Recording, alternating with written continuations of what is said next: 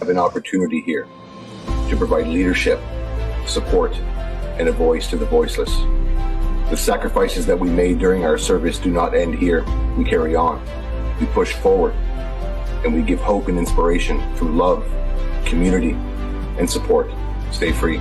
Rights and freedoms in this country are absolutely everything to me because I personally know the sacrifice required in order to get them back once they're gone.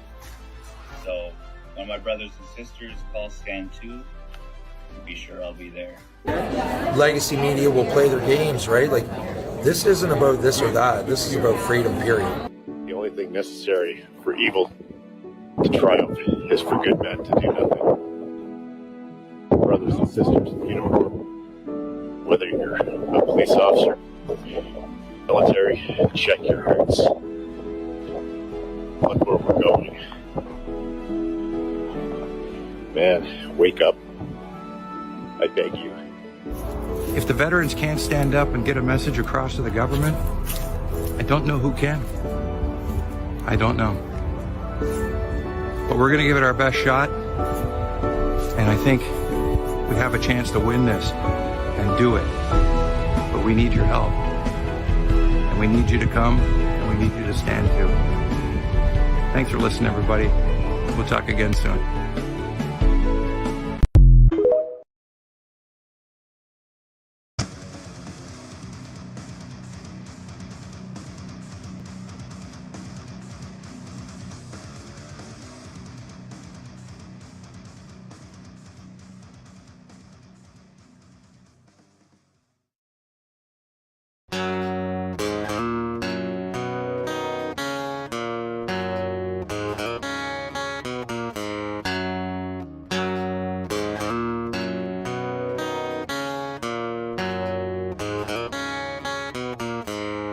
Woke pirates, yes, they're robbing, sold out to the merchant ships.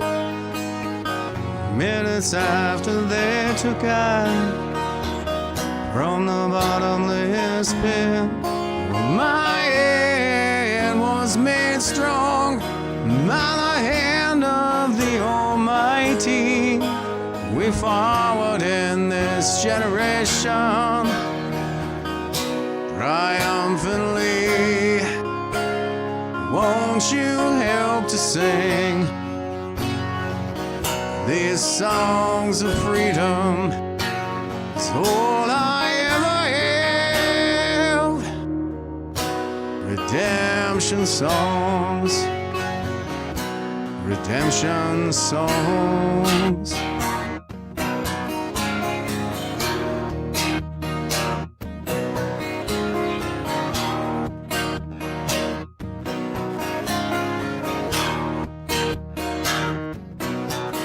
Emancipate yourselves from mental slavery. None but ourselves can free our minds. Oh, have no fear for atomic energy, 'cause none of them can stop the time. How long shall they kill our prophets while we stand aside and look? Some say it's just a part of it. Got to fulfill the book. Won't you help to sing these songs of freedom? It's all I ever have. Redemption songs, redemption songs, redemption songs.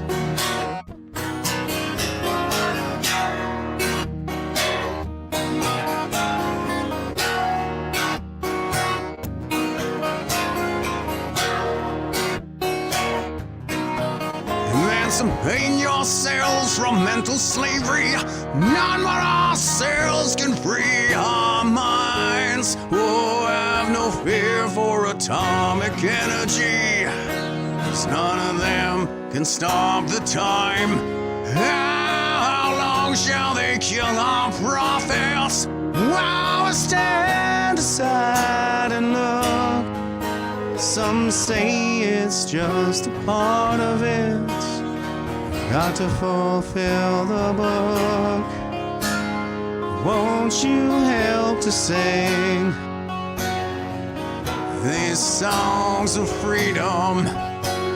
It's all I ever have. Redemption songs. Redemption songs. It's all I ever have. Redemption songs. Redemption songs. Redemption songs.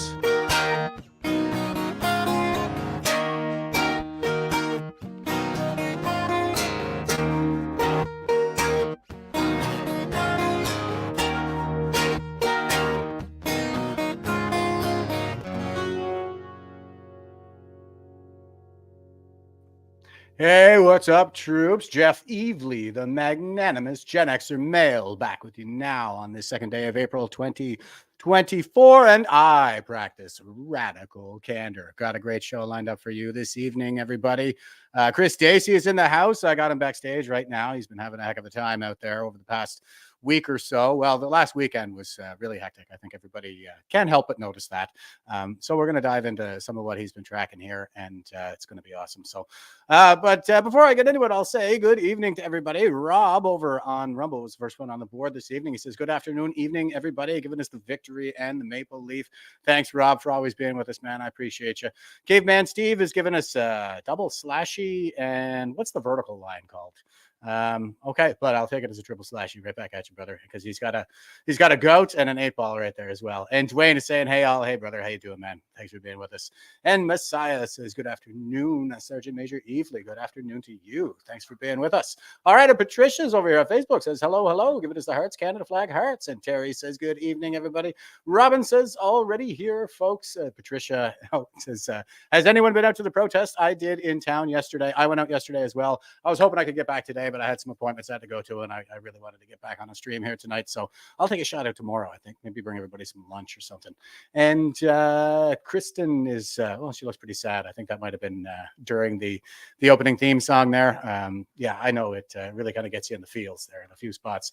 But, you know, that is the point. We've been through a lot here in Canada over the last few years. So, and Cindy is saying, good evening, Jeff. Give us the hearts high, friends. And she's waving and giving us a smiley face. Hey, Cindy, our most faithful of our watchers. Great to have you here.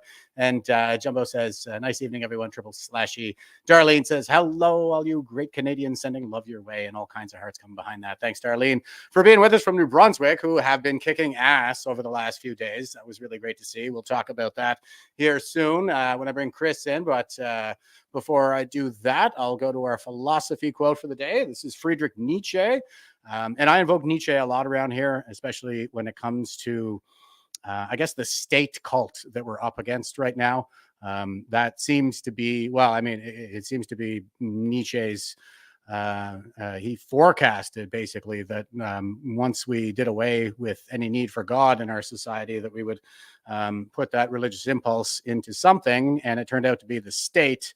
And I think what we really worship is power. So Nietzsche had some great insight there back in the day, basically forecasted communism.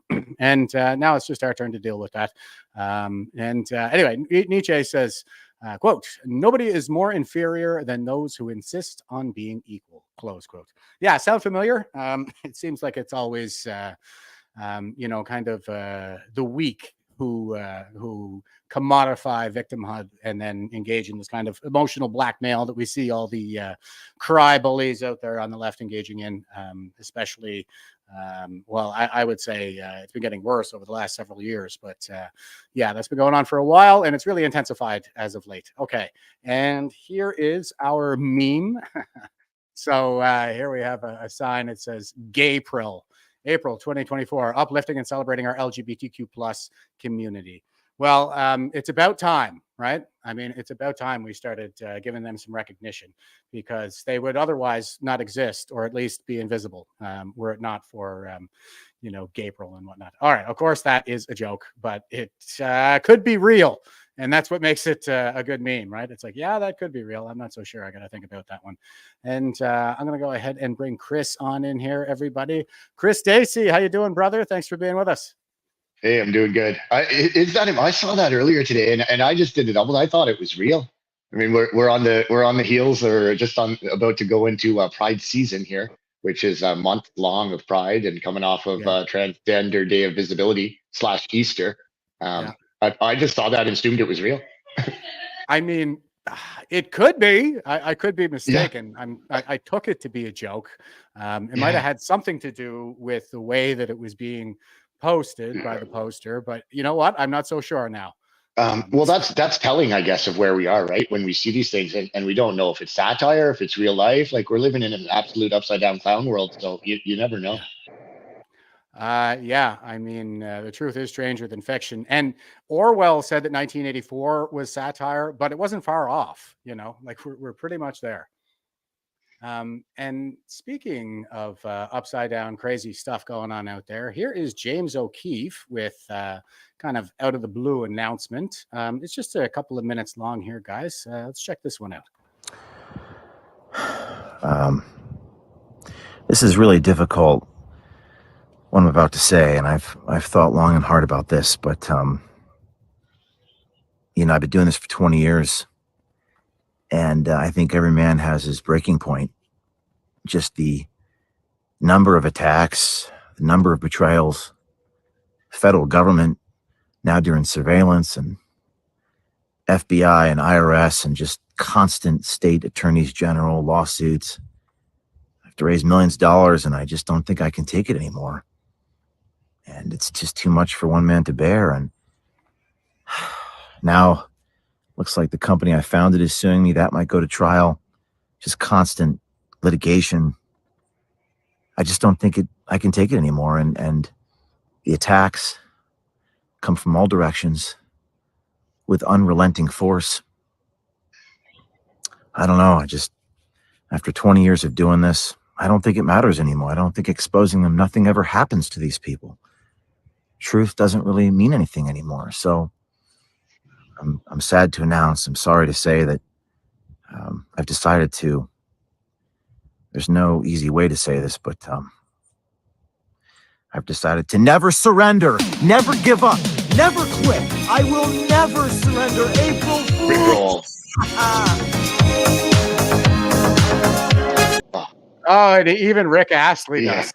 Yeah. Rick rolled it good, man. That was tugging at my heartstrings there. I'm like, dude, I can relate. Lawfare, weaponization of every system we have. And it's bad here, but in the US, when you see the way they've weaponized these various agencies in the US, it's absolutely unconscionable.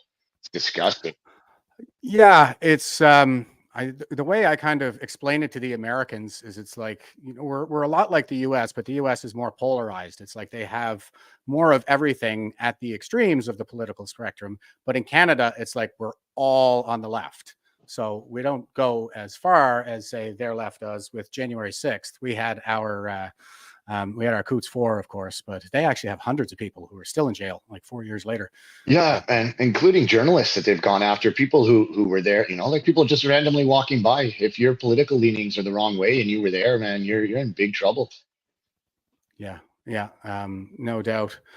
Well, of course, it's that time of day again, and here's Dacey, and he's saying, "Happy East." Psych, Canadian law enforcement. So this was what was going on, coming into the weekend here. Well, when did you post this? Let me see. March 31st. So this would have been like Easter Sunday. Yeah, Easter Sunday. So Easter Sunday, we've got Ottawa Police. International Transgender Day of Visibility is a reminder of the struggles many individuals still face in terms of gender equality. Today, we celebrate the many contributions and achievements of transgender and non-binary communities toward a more equitable and inclusive Ottawa. Wow. Well, that's good for them. And here's Ontario Provincial Police, and they say on Transgender Day of Visibility, hashtag TDOF, we celebrate the lives and contributions of transgender and gender diverse people. Everyone deserves respect in defining their own gender identity and to safely live, grow, and flourish. Okay. And Waterloo Regional Police, more of the same. Toronto Police, more of the same. So everybody toeing the line. saying all the required homages to the cult of transgenderism. What do you think, Dacey? Yeah, well, it was I guess not that surprising to see. We saw similar posts from I saw some coming from the military as well. But I mean, to see law enforcement come out in absolute lockstep, right? Yeah. On Easter, like I get that Easter moves around, but this is Easter, and there Yeah. was not a post from any of these law enforcement agencies. Every single one of them coming out with these similar posts. And I mean, at the same point, like the whole thing is ridiculous for one, but it's not helping anyone. Like if what the police are actually doing here is further polarizing people. If they think that these people are actually oppressed and in danger and being like, I mean, there's no evidence to support any of these claims, but what they're doing is pissing off a whole bunch more people by posting this propaganda. Stick to law enforcement. Yeah, I kind of feel like that's the point. I mean, Yeah, the point is to piss us off, and it's to kind of stick a thumb in the eye of Christians, as if they haven't had enough over the last few years. Yeah, I think it's more of the culture wars, particularly as it pertains to Christianity, because there is a war on Christianity. That's a big part of the war. Elfhabender culture out of the Frankfurt School, Mao picked up on, destroy their culture. And that seems to be what we're going through right now is this Maoist cultural revolution. So they got to attack the church. And speaking of attacking the church, here is Pascal St. Onge, and she says, on Trans Day of Visibility, and every day we celebrate trans people. We commit to protecting their rights and the rights of all 2S LGBTQI plus people. Let's be clear, we continue to stand up and speaking out to protect the rights of everyone to be themselves. What rights don't they have, Dacey? Yeah, that's exactly it, right? People have rights, and that's it, period. Like that's the end of it. There's no rights. Like, come on, anybody show me one place that there's a right that these alphabet soup doesn't have. They can't. They cannot do that. And in fact, it leans the opposite way. They have additional rights and rights that supersede everyone else's. So it's the opposite, in fact. Yeah, they are kind of at the apex of the intersectional hierarchy of oppression. So we all got to bow down to them. And here is Women and Gender Equality Canada. And they say International Trans Day of Visibility was first observed 15 years ago and is dedicated to celebrating transgender people and raising awareness of the discrimination they face. Help us raise awareness and stand up for equal and fair treatment. Standard. Yeah. I mean, let's go. Let's do it. Let's treat everyone equally and fairly. They're not going to like it if we do that, though. It's going to go very poorly for this group of people who are running around. They operate with impunity. They do whatever they want. They get whatever they want. And if they don't, they scream and yell like small children. Violent at times, small children. Yeah. And that's because, just like Nietzsche said, no one is more inferior than those who insist on being equal. So I think that's what we do have the equality under the law. What they're doing now is this turn of phrase where they insert equity instead of equality, and then we get something very, very different. Yeah, equity, as far as I can tell, means equality of outcome. So, yes, regardless of input, everybody gets an equal output.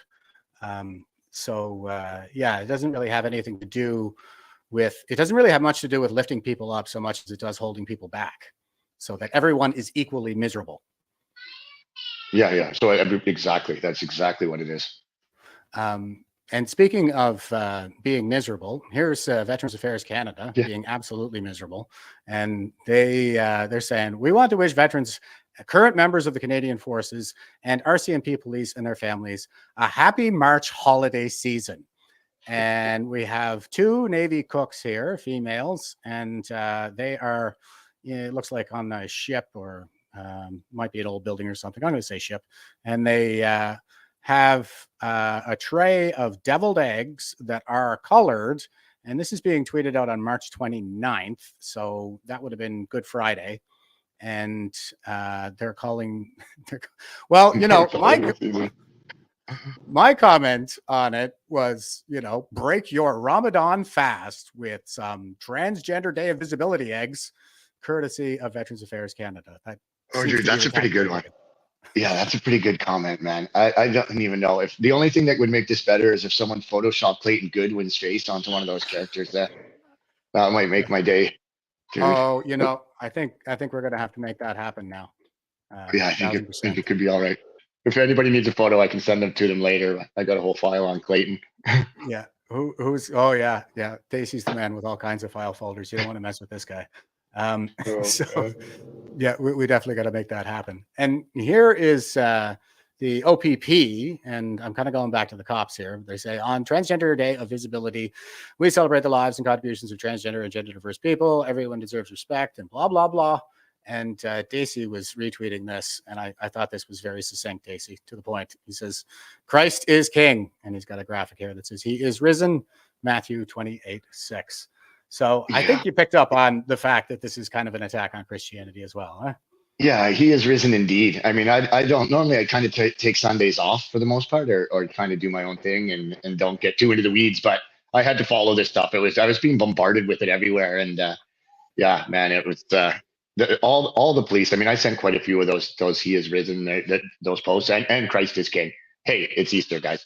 And I didn't even, speaking of Christ is king, I mean, I've used that phrase numerous times on post. I mean, I don't flaunt it and beat people over I don't walk around beating people with my cross or whatever, but I've used that phrase quite a few times. And only just the other day, I was like, I guess it had been going on for a while, but I was told it was an anti-Semitic trope now.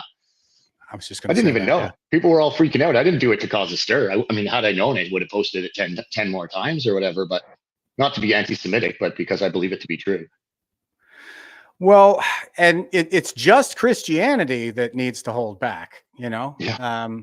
Like everybody else can kind of preach their faith and say mine is the best. And by the way, like I'm a loud and proud atheist, so I can be something like a neutral arbiter in this. And that's what I see is that, I mean, you wouldn't go to the Muslims and tell them they need to curb their speech with respect to their faith.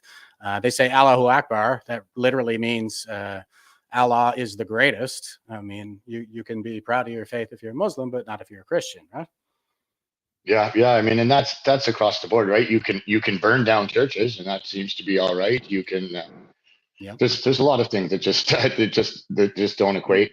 And I mean, basically at this point, like, yeah, the most villainized person around really is like they use the word Christian male like it's like they're talking about actual Hitler.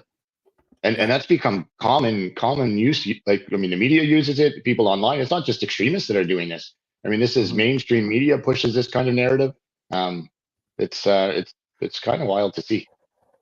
Yeah, it's kind of progressing toward a pejorative. Like people are always going to make negative associations with Christianity after they've been conditioned through, like emotionally conditioned through the propaganda, because that's what propaganda does. It manipulates your emotions. And they'll be conditioned to attach a negative sentiment to anything Christian. So, and that's always how I find it used, right? It's one of these pejoratives. It's like an ad hominem attack, and it's just to dismiss and shut up. No one ever wants to actually discuss. If somebody ever wanted to sit down, I could talk about what I believe, and we could talk about all kinds of things. But nobody is interested in having those conversations or talking about what we mean by Christianity. When I say I'm a Christian, nobody wants to know what that means. They just use it to dismiss me and add fascist, Christo-fascist, and away we go. Yeah. Yeah, I've heard that. That's an Antifa favorite, right? The Christo-fascist or whatever. It's ridiculous. Speaking of ridiculous, here is Elon Musk, and he's tweeting out, puberty blockers, aka sterilization drugs, will no longer be prescribed to children in Britain due to potentially severe negative effects. So we're over here in Canada screaming happy Transgender Day of Visibility, everybody, on Easter Sunday. But just on the other side of the pond, this is from about a month ago, but just on the other side of the pond, they seem to be going in the other direction. And they've already banned a lot of these procedures or the biomedical transitions in particular in multiple European countries, like all the Nordic countries and several European as well. So it seems that it's North America that's really behind the times on this one. But here's what's going on. Let's just bring you a bit of breaking news, which may be of interest to some of you. It's about puberty blockers. Now, these are drugs that are used to delay the changes of puberty in transgender youngsters. In terms of how they are prescribed by the NHS, there has been a lot of controversy over the last few years about this. At the moment, they are only prescribed to children attending gender identity services as part of clinical research, and they are not routinely offered to children at gender identity clinics, but they are still offered. Well, the government, NHS England, has just confirmed that children will no longer be prescribed puberty blockers at gender identity clinics. This is coming from NHS England. It just broke in the last few moments. Let's just bring you a bit of breaking news, which may be of interest. Yeah. So we're going to stop. We were only doing this. If this makes it better, we were only doing it to experiment on a group of children. Now we're not going to. We're going to stop the experiment completely. Like, I mean, they admitted it in that. Like, it was their defense. Oh, we're just doing it in select clinics. I mean, we're experimenting on kids. Yeah, and there was a review of the practice across the board performed over there in the UK, and what they came back with is that there was absolutely no evidentiary basis for doing this anywhere. They had no evidence to support anything they were doing. Yeah, it was literally an experiment, and people got rich off it because now they have permanent medical patients. They're going to have to stay on the drugs for life. Meanwhile, in Canada, here's the National Compost, and the headline is "Court to decide if Ontario must pay for surgery to make vagina if patient also want to keep penis." What? You get both now? Yes. Yeah, they can do both now, I guess. You don't even have to pick a lane. I guess this is non-binary. But, well, I used to say that it's funny how there's only a binary option available in terms of outcomes of these surgeries. I mean, you can... Oh, yeah. You can only pick male or female in these surgeries, but I guess that's not the case anymore. Well, yeah, it may not be. There was a post that I saw recently. It gone kind of viral of one of these trends, but I don't know what even you call them, the experts, and they were talking about rethinking genitalia or undoing genitalia norms. Like, what if you want to have genitals that are a flower? And he starts naming off all these things, like you can just pick what you want and just install it down there. And it'll just be fine. You're a new thing now. Yeah. I mean, just like Diana's saying here, they are sick and evil. Yeah, 100%. I can't put it any more succinctly than that. And here's Candace Malcolm of True North, and she says, Canadians must watch Radio Canada's documentary Trans Express to learn the truth about so-called, quote, gender-affirming care, close quote, and how Canada's medical system allows young people to make irreversible changes. So it's about a 2-minute clip. I think I'll just let her play. Okay, the fifth and final subject of the documentary was that undercover actress that I told you about earlier. So Radio Canada has a 14-year-old actress going in, showing just how easy it is to get these drugs. And of course, the CBC wouldn't be the CBC if they didn't try to take a knock at private healthcare. So basically, the premise here is that if you're in the public system, you have to wait a long time, that there's wait lists somewhere between 8 months and a year. But there is an alternative. You can go to the private system. You can go to a consultation for $115 out of pocket. And with that, you can very easily get a letter. Everybody knows, everybody in these communities knows that there's a few doctors who will just basically rubber stamp you, write you that letter, and then you'll be good to go to get your drugs and start your transition. So we had the 14-year-old girl that it just shows you the process. She went to the doctor alone, told the doctor that she was trans. The receptionist made her read and sign a 7-page document that just described all the side effects. She kind of just breezed through it, signed it, goes into the doctor's office, tells him a made-up story, and basically there's not really a lot to the meeting. Within 5 minutes, they're talking about surgery. The entire consultation lasted less than 17 minutes. They did not talk about the side effects at all of taking testosterone.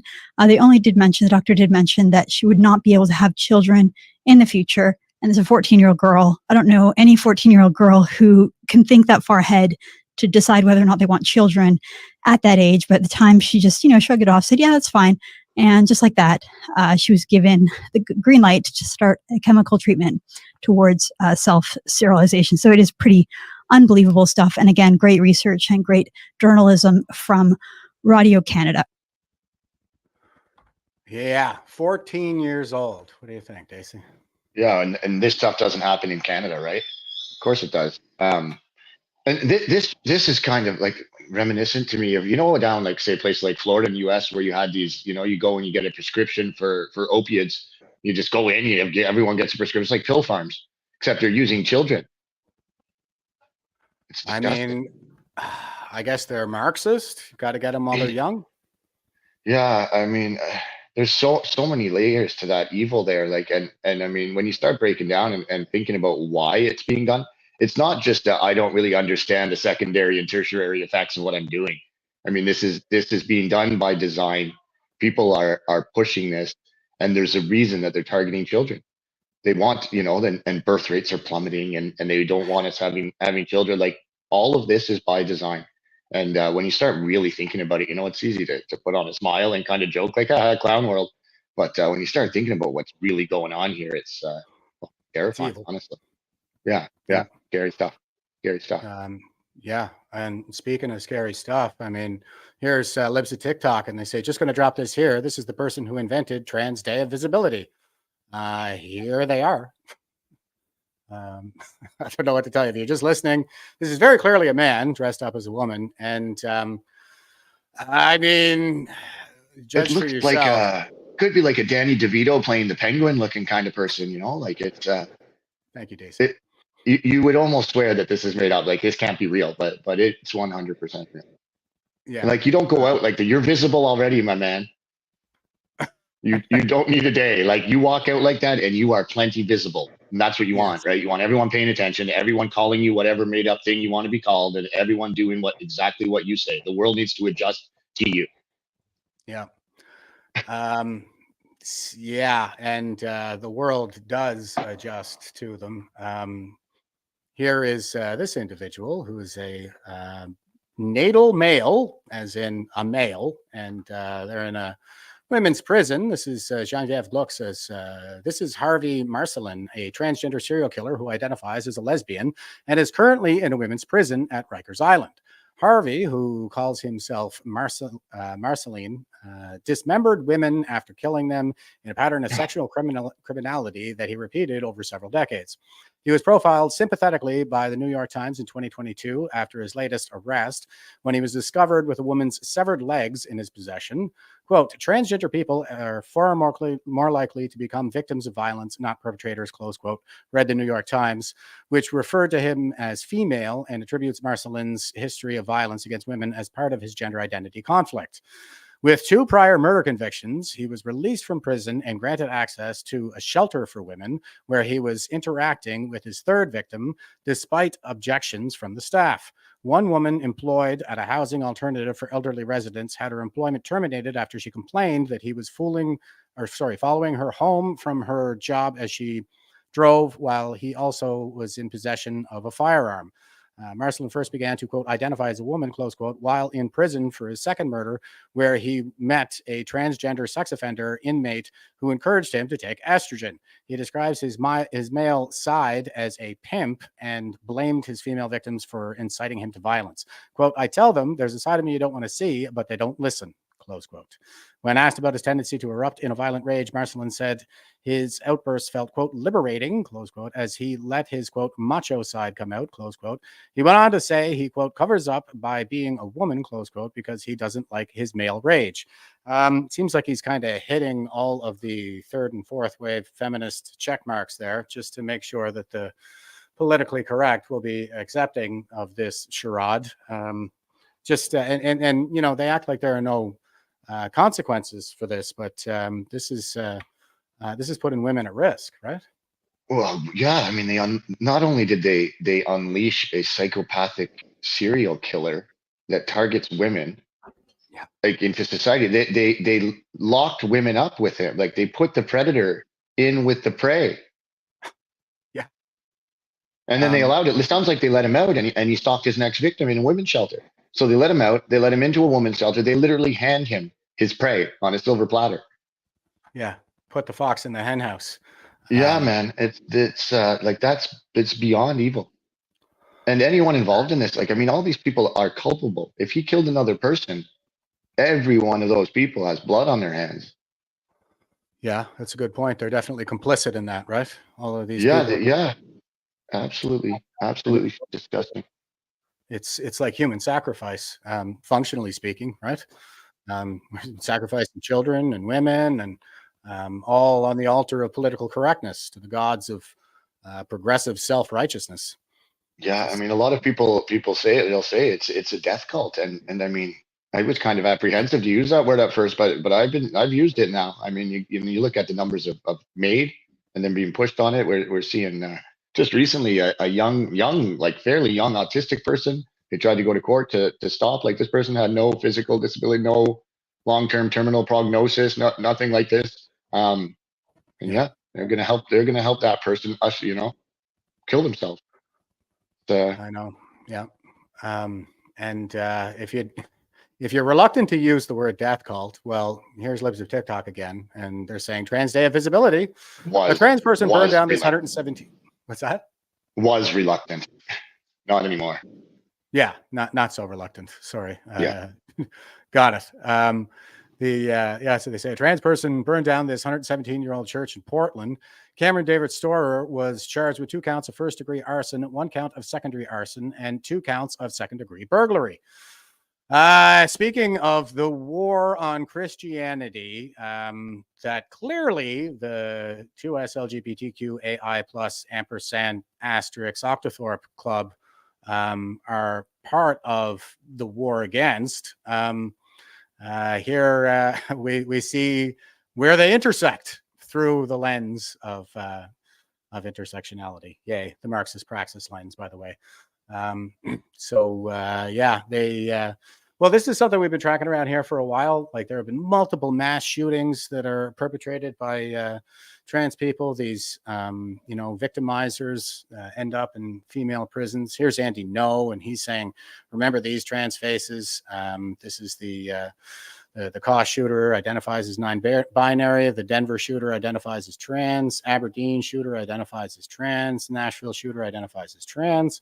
Philly shooter identifies as cross-dresser. Perry shooter identifies as trans. To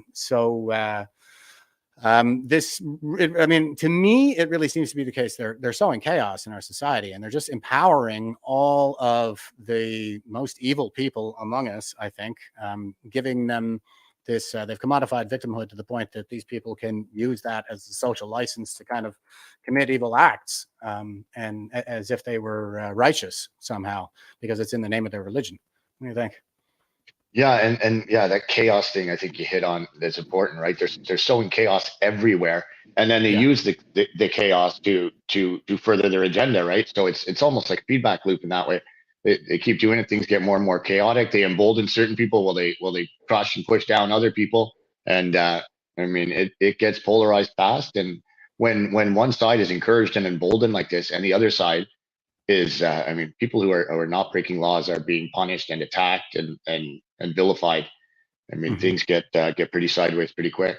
But that's what they want, right? Whenever there's any kind of unrest or any kind of pushback against what they have, that they're up on their high horse and they've got the moral high ground, they think, or they say or demand, and they use whatever against us.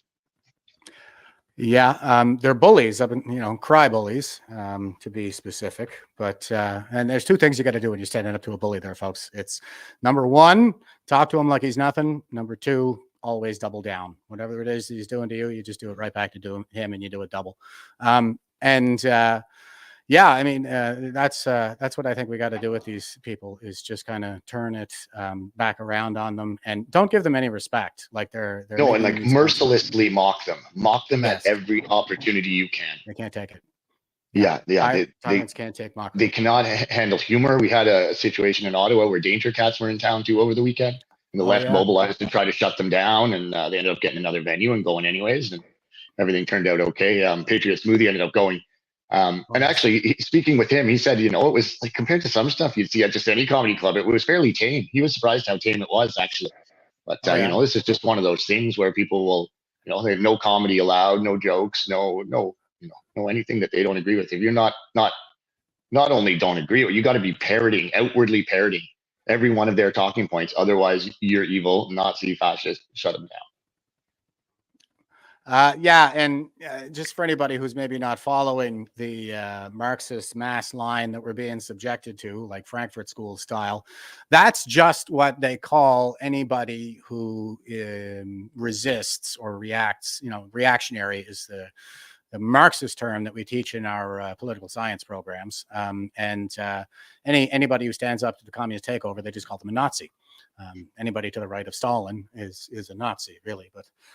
I find it to be ridiculous because, of course, Nazism is socialism. It's a socialist ideology. And I usually just kind of throw that term in there instead and say, yeah, I mean, actually, I think all forms of socialism need to be stopped at all costs. That's so socialism leads to suffering and death, period. Like scarcity. Yeah. Yeah. And extreme unnecessary suffering at a mass scale all the time. It's the only way things go. That is a very consistent track record. I don't know if anybody can point to a society where it actually has worked. And don't say Sweden, because they're pretty damn capitalist. And Norway, I think the prime minister of Norway, I want to say prime minister, but he came out a few years ago and just said, because Bernie Sanders was going around saying it all the time. And was it Norway or Denmark? One of the two. I think it was Denmark, but multiple Nordic nations have come out and said, like, quit calling us socialists. Basically, you're pissing us off here. Yeah. These tiny Nordic states, once homogeneous states, very small, very, very similar population demographics. It's hard to extrapolate that out to any other kind of massively diverse and large country like we have, or in the US or anywhere else, really. Well, I think we have something like ideological homogeneity, because we might not have that ethnic homogeneity, but we definitely have, to a great extent, some ideological homogeneity going on here in Canada. Here's Tegan and Sarah, and I haven't heard of them, I don't think, in like 20 years or something. Yeah, but they're at the Junos.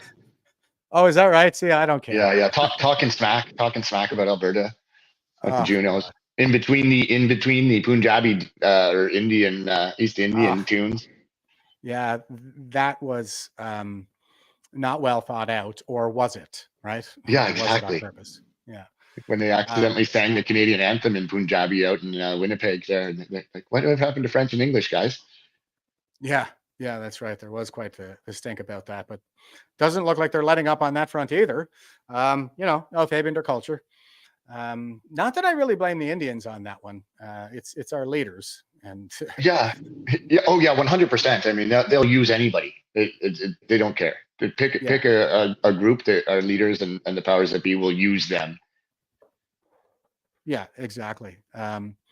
And okay, so here's Tegan and Sarah, and they're saying today on Transgender Day of Visibility, blah blah blah. Okay, we've already read the statement of fealty from the oath that they're all taking here. And so artists against anti-trans legislation in Canada, and they all put their names to it here: Alanis Morissette, Neil Young, Sarah McLachlan, and blah blah blah, Elvis Costello, all kinds. So here's the boycott list, everybody.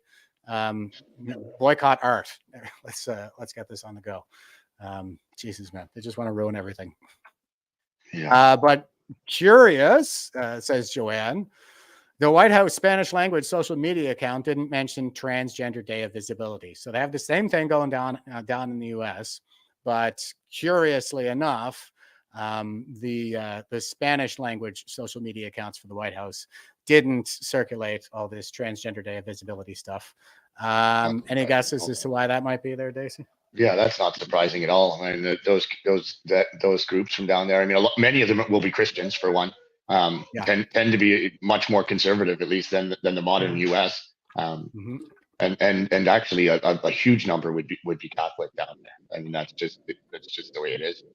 So they're not going to they'll use that population base when they want to bring up something, BIPOC this and people of color that or whatever. But they're not gonna risk offending those people the way they will the white Christian male, because that's who that's their target base. That's right. I was thinking about this, and it seems a bit ironic to me. It's ironic. At the end of the day, these are the people who are being imported into the United States to serve as a replacement voter base for the Democrat Party. That's the strategy. It's unending Democrat rule until the end of time. And they just import, hordes of new voters from the third world and get to be their saviors, so they'll vote for them. And they're not going to piss them off. They know that they are Christian, but they don't care about pissing off Americans. In fact, they're going to great lengths to do so. So somehow it seems that Hispanics and Portuguese, I guess, would be to some of them, but that they're not seen as Western, people who came from Spain and Portugal back in the day. It seems that like the real target at the end of the day is right at the bottom of that intersectional hierarchy of oppression, and it is the straight white cis hetero patriarchal Christian male. It's interesting too, because those people, I mean, their melanin, they're slightly differently melanated perhaps, but I mean, they're Caucasian. that would have been, that would have been the empires there, right? So the one empire, a few miles to you go to France or whatever, and then all of a sudden it's a major problem. But I mean, these peoples were mostly the same, and they were all doing the same like land expansion and trying to colonize and conquer. I mean, like people have done for all time. Oh yeah, yeah, and they do have that Greco-Roman heritage. They all do have that in common as well. They were all part of the Roman Empire once upon a time. So, Western, decidedly. Yeah, I mean, it's a very specific group that is responsible for every ill in society, according to these people. I mean, that's literally what we mean, including those from before the peoples existed. Like how far do we don't have to go that far back in history when there wasn't really like a white civilization. I mean, we're kind of late to the party as far as that goes. Relative to, say, maybe the Chinese. But I think that it's more the case that it's kind of ebbed and flowed over time. And I have some thoughts on, origin stories of Atlantis, perhaps. And we'll have to get into one of those one day. That'd be great. Yeah. Yeah. I don't talk about it often. I think I did in some early podcasts. But yeah, I mean, everybody's always like, where did the pyramids come from and where did the technology go? And I was like, well, I mean, there was a global flood at the end of the Younger Dryas period about roughly 15,000 years ago. And the sea level rose about 200 meters. So whoever was on the coast at the time that comet hit, those cities are underwater now. But and coast would be like where population would be generally, right? You're going to be along the water. I mean, that's always been the case. Be a lot of stuff taken out. That's where all our big cities are, right? They're on the big waterways and the oceans. But back to our regularly scheduled programming, we can see that people are starting to stand up against this. And this is down in New Zealand here. Wall Street Silver is tweeting out, these guys painted over a rainbow crossing in Auckland, New Zealand. Authorities are treating this as a quote unquote hate crime. Thoughts? Well, I think that these guys are probably going to jail forever. Here's what they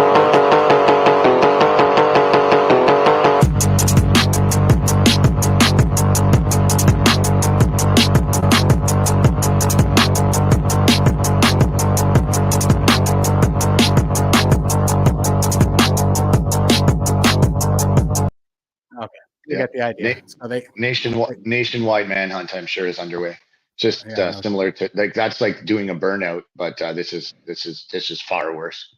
Obviously, that is something that we've been seeing. It seems like it's trending. Like people are doing burnouts on the rainbow crosswalks, and here we have these New Zealanders now completely painting over it, like literally whitewashing it, putting the white paint over the. The I mean, people are getting more and more sick of having this stuff thrown in their face. I don't think we'll see less of this, even with the absurd manhunts and hate crime charges and everything else. I think you'll probably see more and more of this as time goes, and people get more and more sick of having this shoved in their face, down their throat at every turn. And I mean, the backlash I think is slow to start, but it does seem to be coming. Drip, drip, drip. And here's Dacey, and here's a little update. Weekly anti-Israel demonstration making its way in downtown Ottawa today. So this just goes to show you, the paradoxical world in which we now live, where while we're celebrating Transgender Day of Visibility, we have Hamas demonstrations in the streets. It seems I was even more correct in describing them so. After it came to light through Andy Lee's amazing work that the funding does trace itself back to Hamas, and we fund them through UNRWA. So we fund these protests. Here is Hamas marching in the streets right about the same time that everybody's tweeting about Transgender Day of Visibility. I don't think that these guys were for some reason, but here we go.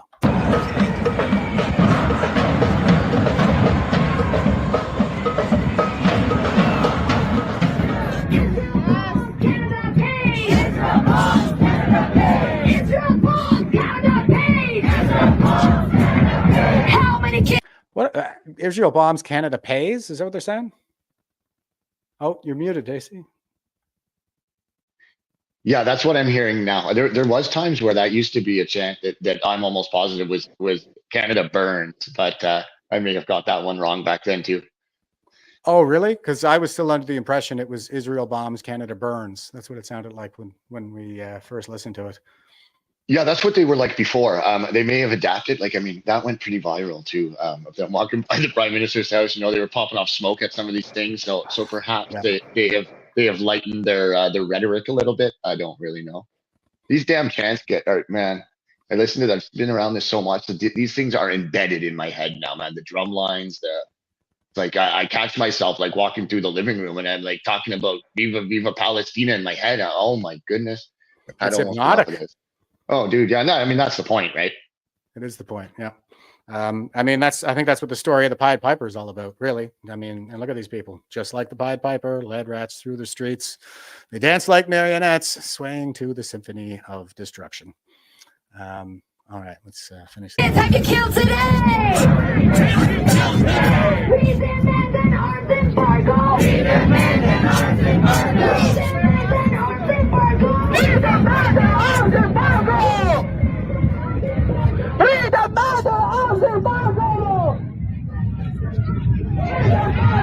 We have here.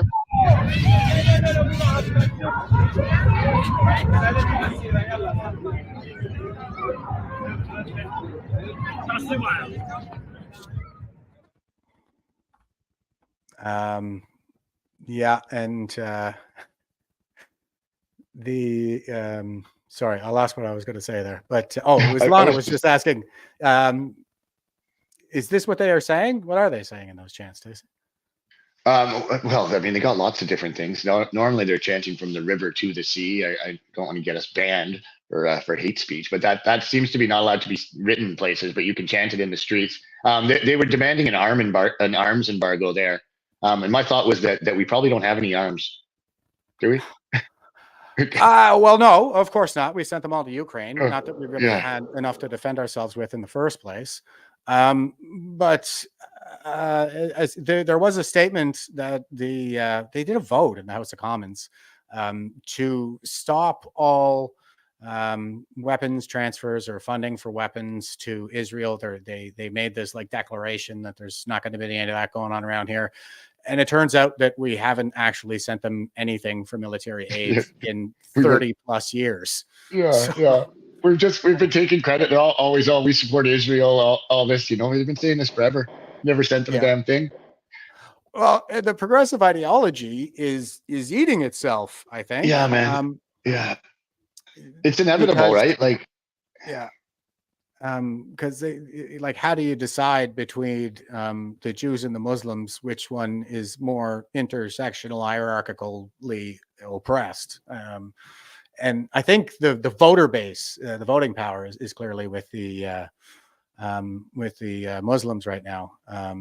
But on the other hand, the Jews are pretty active and have a good lobby.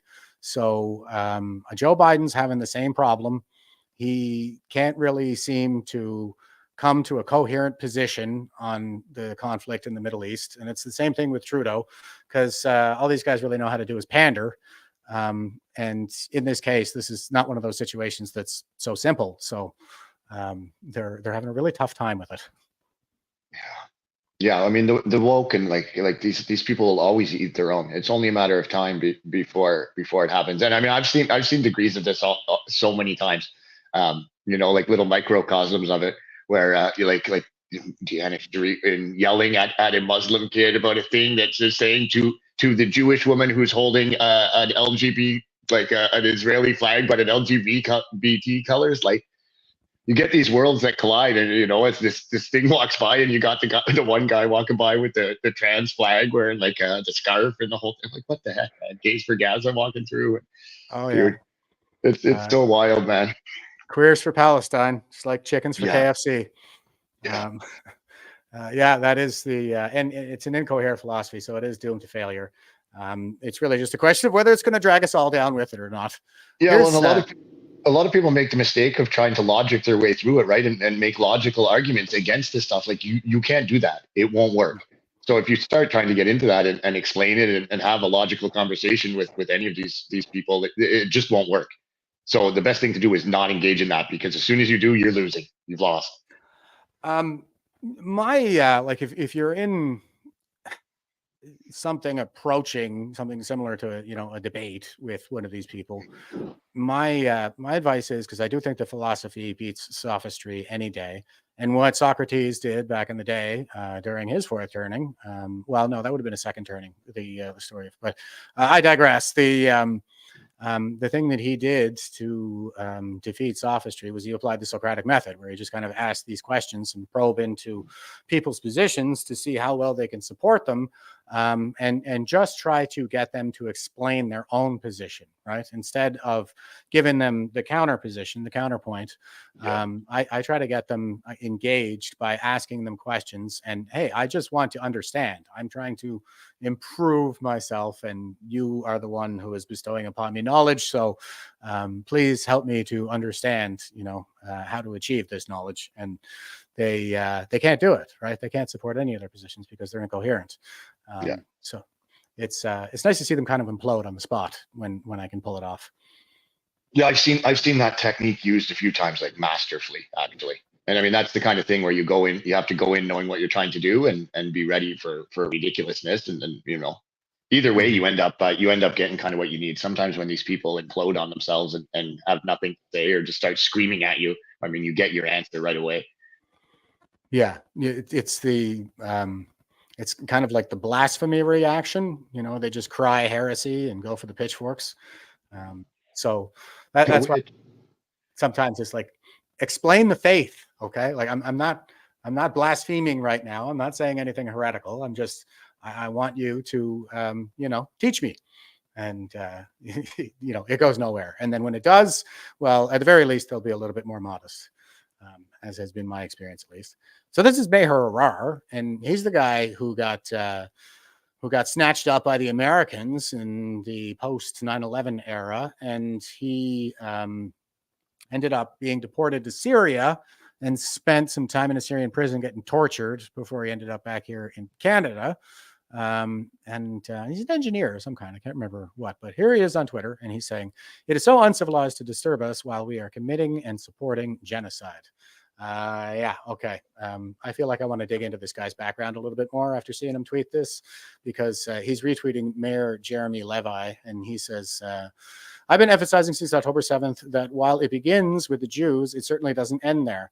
The recent desecration of the sacred service in New York is a clear manifestation of this. Those who express support for Hamas show blatant disregard for both religion and Western civilization." I would go so far as to say show contempt, not just disregard, but contempt.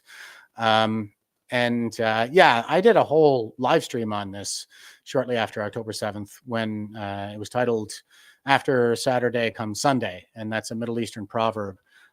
Saturday being the Sabbath, the Jewish day of worship, and Sunday being the Christian day of worship. In other words, after the Jews, we go for the Christians. It may not just apply to expelling minorities from Middle Eastern countries. I have a sense that perhaps if Israel falls, then Europe is next. But here they are. Here's another one of these things that kind of reinforces my position. Some of these Hamas protesters showing up at a church service in New York. Para que así, como Cristo resucitó de entre los muertos por la gloria del Padre, así también nosotros llevemos una vida nueva. Porque si hemos estado íntimamente unidos a Él por una muerte de suya, también lo estaremos con su resurrección. fue crucificado por Cristo para que el cuerpo del pecado quedara destruido, a fin de que ya no sirvamos al pecado. Pues el que ha muerto queda libre del pecado.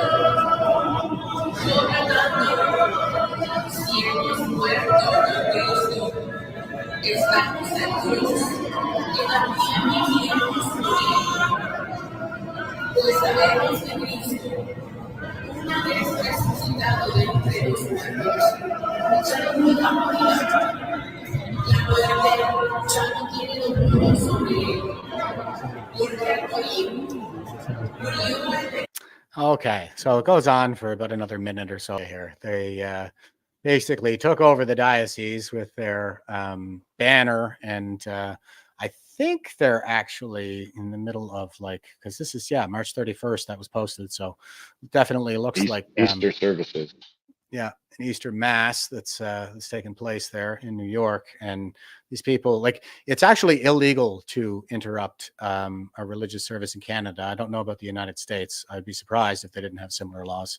But I mean, it's Easter mass, and they're in there taking over the diocese with their banners and screaming about Palestine. So I'll just reiterate that I think it shows contempt, not just disregard. What do you think, Dacey? Yeah, and we're seeing these interruptions into more and more inappropriate places all the time, right? Like they started kind of in the street, and then they were targeting, Jewish businesses. Now we're seeing them inside of churches. I mean, they got into the Prime Minister's event one time. Got in. I don't know how they got in. The RCMP let them in, I suppose. But so we're seeing this. I mean, this isn't surprising to me. But can you imagine if the tables were turned? If a bunch of Christians or Jews or anyone else went into a mosque and tried to take over or interrupt what they were doing, it would be one heck of a scene. Yeah. And Cora was just saying in the comments as well, if anyone else tried that, it would be Islamophobia. Yeah, exactly. I mean, are we going to hear any motions passed to condemn this kind of behavior? I doubt that very much. And I think your headset just went out there, Dacey. You sound like you're back on your computer microphone. Okay. I'm going to throw to the next clip here. This is Karima Sad, and she's tweeting on confusion on Yonge Street as Queen's Park regulators are blocked from, Queen's Park regulars are blocked from taking their preferred route by marshals accompanying the Land Day March. Police try and mediate. So I guess the Yonge Street, the Queen's Park regulars are, just like the Wellington Street regulars, and they're on the way down to Queen's Park for their weekly protest. And somebody else is having a protest here, this Land Day protest, where we can see multiple protesters wearing the keffiyehs to show their support for Hamas, and they're stopping them in the middle of the street. No, we're gonna go this way.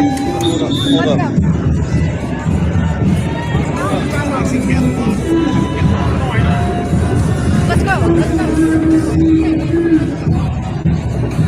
Where are we going? I don't understand. A regular train.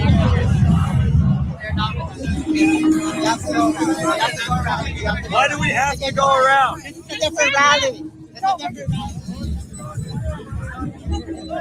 No way. Go around. Go around. You guys have to go around. This is our rally. We don't have to go around. No. It's a different rally. You tried to trip me again, Miss Lippin. Not cool. Don't trip me. Let them take the wrong. I have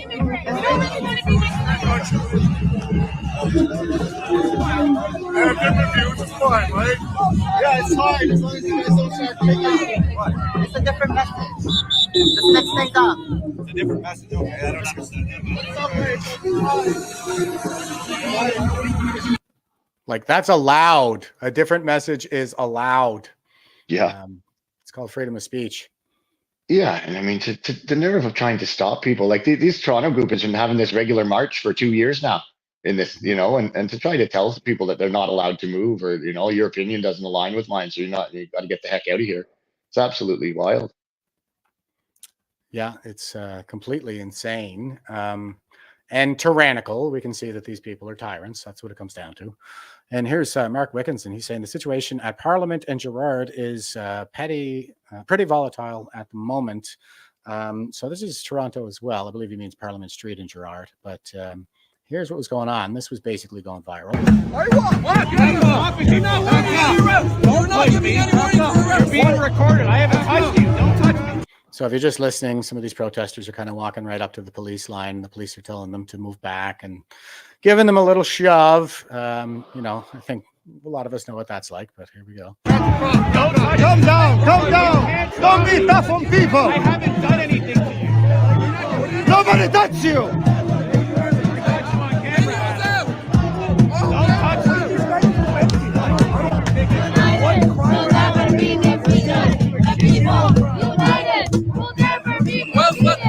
Okay, and now he's lining up and kind of staring down with this female cop. And as he goes to move toward her, she puts her hands on him and gets ready to give him a shove.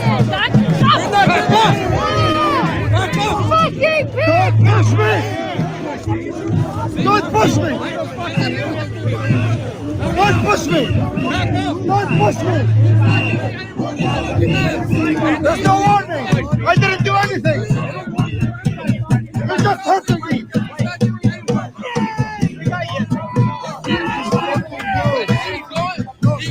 I'm a Canadian!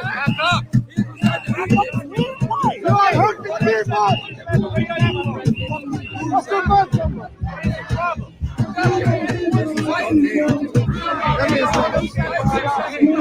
Understand? I should have your gun! And he's pretty close there, kind of, I don't know if he's yelling at her, but he's definitely talking to her. And Joan is saying, that's the guy Deanna Sharif was stalking and harassing. Could you narrow it down a bit? It's Yeah. That list is long, man.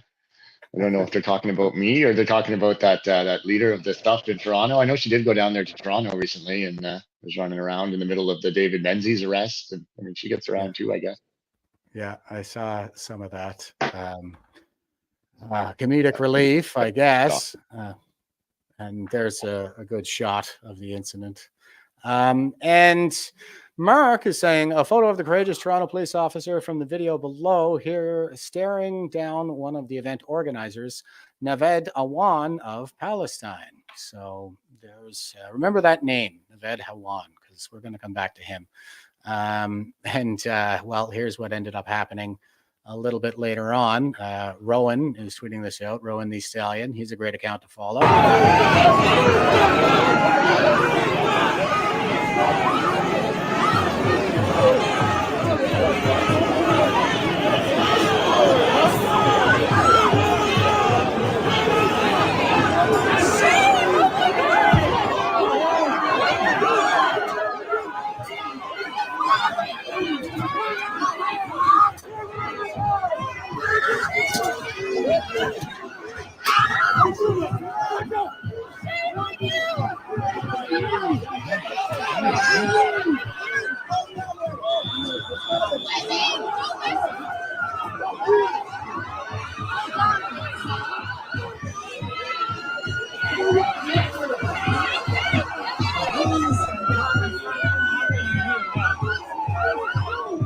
So if you're just listening, they're bringing out the riot horses. And I was just going to say, I guess this is what equity looks like in Canada nowadays, Dacey? You asked for it, you got it. Yeah, definitely. It's strange how people are against a thing or all for it when depending on who it's being used on. There's all kinds of people that loved the horses when they were being used on us. All of a sudden, the hoof is on the other foot. I don't know how to use that joke, but I all of a sudden it's not the same. The horseshoe is up the other ass, maybe. I don't know. I think Toronto, Toronto police were pretty hands off for a long time with these protests, and they were allowed to get more and more emboldened and bigger and bigger. They were surrounding restaurants. They were stopping the prime minister from like completely stopping events. Or banging on glass, smashing on windows, causing all kinds of mayhem.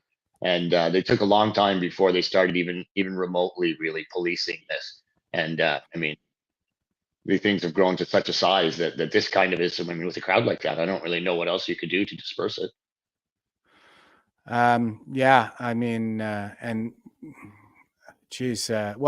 guess the takeaway that I'm getting here is, the police state. I mean, it's a police state. Yeah, So, yeah, yeah. And I mean, um, like if anything, these guys are getting a lot of reps, man. They're yeah, gonna be like these guys on horses, all these riot squads, like they're gonna be like they're gonna be very experienced here before too long. Um, and they're gonna once they start using these sort of tactics and they become normalized, they're going to be using them more and more and in less and like when they're less and less necessary, right? Like it'll be used more often and with less of an excuse or less of a need. And it'll just get worse and worse. So we have roaming bands of police walking all around and horses all the time and show me your papers or that's it type of thing. Like this is a pretty slippery slope, and we're a ways down it seems. yeah, and we have seen this. This has been a trend that's been going on for several years. I would say 2010 is when we really got the first indication that our police forces have been militarized during the G20 protests in Toronto 2010, when they actually set fire to police cars to give them the excuse to kettle everybody and do a mass arrest there. I remember seeing the footage from it, and it was like, kids, basically. This is my first protest. Like, what did I do wrong? They haven't even told me. And I'm like, yeah, that was me at age 42 going to the trucker convoy, basically. So, yeah, you're right about that. They torch their own cars as an excuse. Yeah, wild. Yeah, they smash windows and stuff too. The cops dressed up in black bloc, but a lot of people online were pointing to the fact that they were wearing the same tactical boots. Yeah, they all had the same boots. A couple of them, I think, even dove into the police line when they had no other option, and people were saying, like, "Look at his boots; they're the same as everybody else's on the line." So, probably, police agitating, false flag, that kind of thing. So it's not safe to protest in Canada. It seems they go a little softer when it's a progressive cause, but they're starting to harden up now. And here's Karima again. I mean, well, it'll be interesting to see what if this ever progresses over, like, and they start enforcing law on the LGBT crowd. Like, so there's obviously a difference somewhat between this massive group of Hamas type whatever than there is, so far the LGBTQ are untouchable, but I wonder how long that would continue. Yeah, that's a good point. And I think it's only just been made official that Hamas is part of the global progressive movement. That's not me talking, that's Judith Butler. But I don't know that everybody is aware of that announcement either. So maybe the cops don't realize that these guys are with the progressives and therefore allied with the trannies. So let's hope they never realize it. Okay, so here is Karima Sad. She says, police steer protesters away from the overpass at DVP and Stanbridge Road. One woman uses a line straight from the convoy protest circuit. Quote, "What the hell is this? China is more free than Canada. This is not freedom," close quote. Yeah, there's a lot of that. Horseshoe don't fit so good on the other hook. What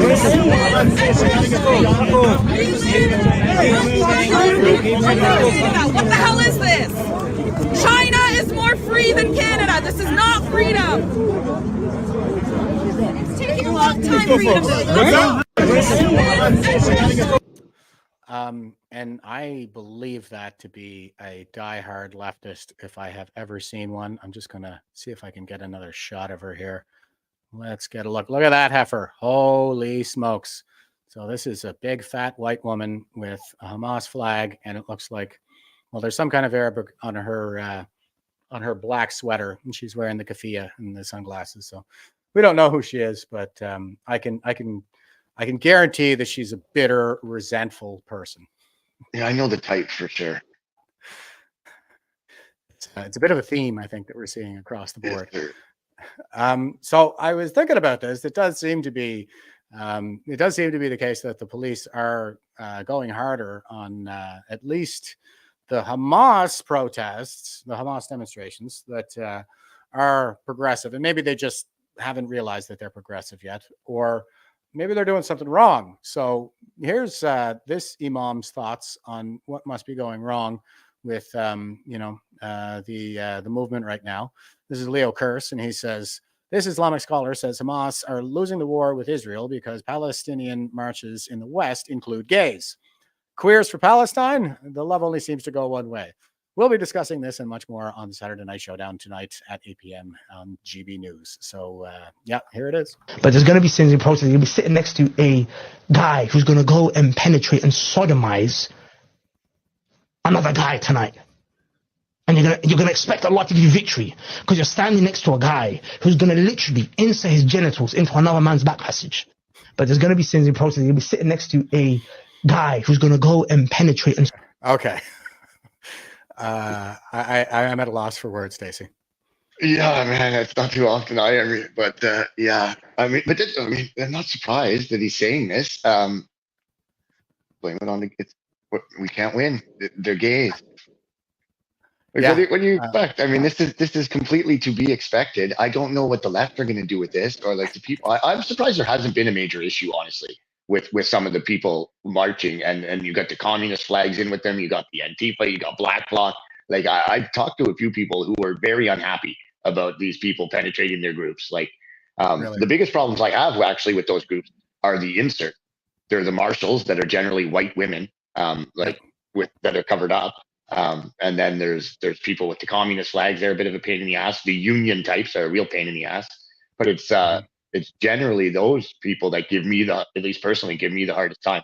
The other groups are kind of all in lockstep. They're doing their thing. They're doing their chants. They kind of all have roles or whatever, and they just do their thing. But it's those other people that I always keep my eye out on. Yeah, they're the real crazies. It's kind of like. When you're dealing with Hamas, it's like at least you know with what you're dealing. But when it comes to these other nutcases, it's who knows what to expect. So here's Karima again, and she says ethnic enclaves do not come with enforceable borders. Community members are entitled to whatever feelings they may have about goings on in their neighborhoods, but that does not justify harassing fellow civilians. So here she is kind of getting the gears like she always is covering these protests. We don't want you in our neighborhood. This is not your neighborhood. I live right there. Yes, but you don't I live right there. The neighborhood. I live right there. Section 6 of the charter. We're allowed to go wherever we want in Canada. That one. You're here. Yeah, so taking over neighborhoods, I mean, seems like we're sliding towards those no-go zones that they have over there in Sweden. Yeah, and she says, according to the charter, we're allowed to go anywhere we want in Canada. I beg to differ, and I know my friend here, over here, wherever you are, there. Yeah, definitely can't go wherever he wants. Decorated war hero or whatever, or a war veteran, can't even go to the monument in Ottawa. And I mean, I don't know if we'll have to get into those videos, but there was a bunch of people that were prevented from getting into Ottawa and into the nation's capital over the weekend. So, oh really? There's a lot of people. Oh yeah. They a whole bunch of vehicles were stopped on the Quebec side from getting through for the protest. Oh yeah. That's right. I got that lined up. We're going to get to it here in a minute, but I mean. It's like the charter's been suspended or something. It's just being completely trampled right now. Well, and I guess what kind of teeth does this thing have if it can just be pushed aside at the whim of the powers that be, and without justification, right? Without any proper stopgaps or measures to do anything about it. Yeah. Remember when I said, remember that name, Naved Awan? Well, here's Karima again, and she says, protest organizer Naved Awan addresses the crowd at DVP and Spanbridge. All right, let's have a listen to what this guy's got to say. The whole neighborhood sees you. We all see you. What's your name, man? Okay, enough.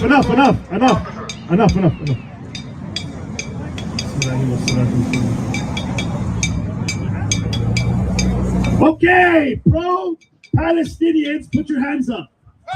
Okay. Some of the officers have been pro-Palestinian, they're telling us, but maybe they can't put their hands up right now. How many of you are Palestinian? Hold on, how many of you are Palestinian? Hands up. Okay, this is what we do before the rally, the excitement. How many of you are non-Palestinian? And this is how it's been around the world. The global solidarity for the Palestinian people is for everybody minus Zionists. Because what do Zionists like? Genocide. What do Zionists like? Ethnic cleansing. What do Zionists like? They like to be guilty of the Palestinian Holocaust. And aren't we alive here today during the Palestinian Holocaust? That's why we're here. And this is the message we need to understand deep in our hearts. This is not a normal rally like in downtown, okay? We are alive at this moment in history, all of us. However old you are, we are alive during this genocide for a reason.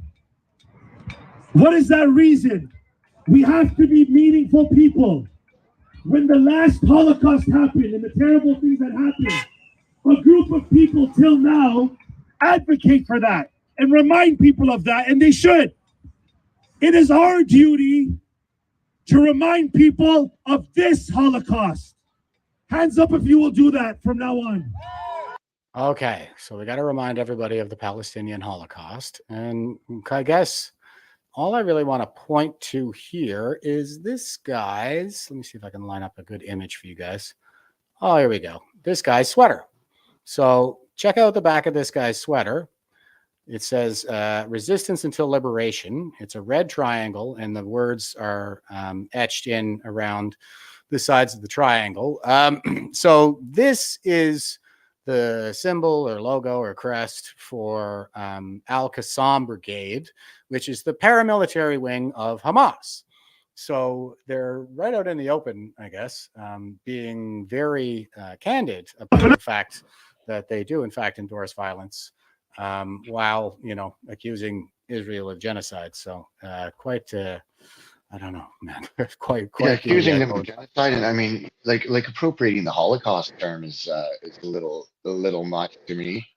Yeah, like even Hamas are only claiming 30,000 right now, and I'm assuming that those are if that's their numbers, then I imagine that's skewed too to begin with. I mean, and all death is, like, don't get me wrong, dying, like people dying is not good. I'm not pro death. I'm not pro murder. I'm not pro suffering or pro war or any of those things. Like, but you know, the Holocaust is a well documented thing. Yeah, it's an extermination, and that's just not what we see. Yeah, and I mean, to use that term and talk about genocide and extermination when the stated goal of Hamas is actually to exterminate the Jews, then, you know, this is all very, very, very.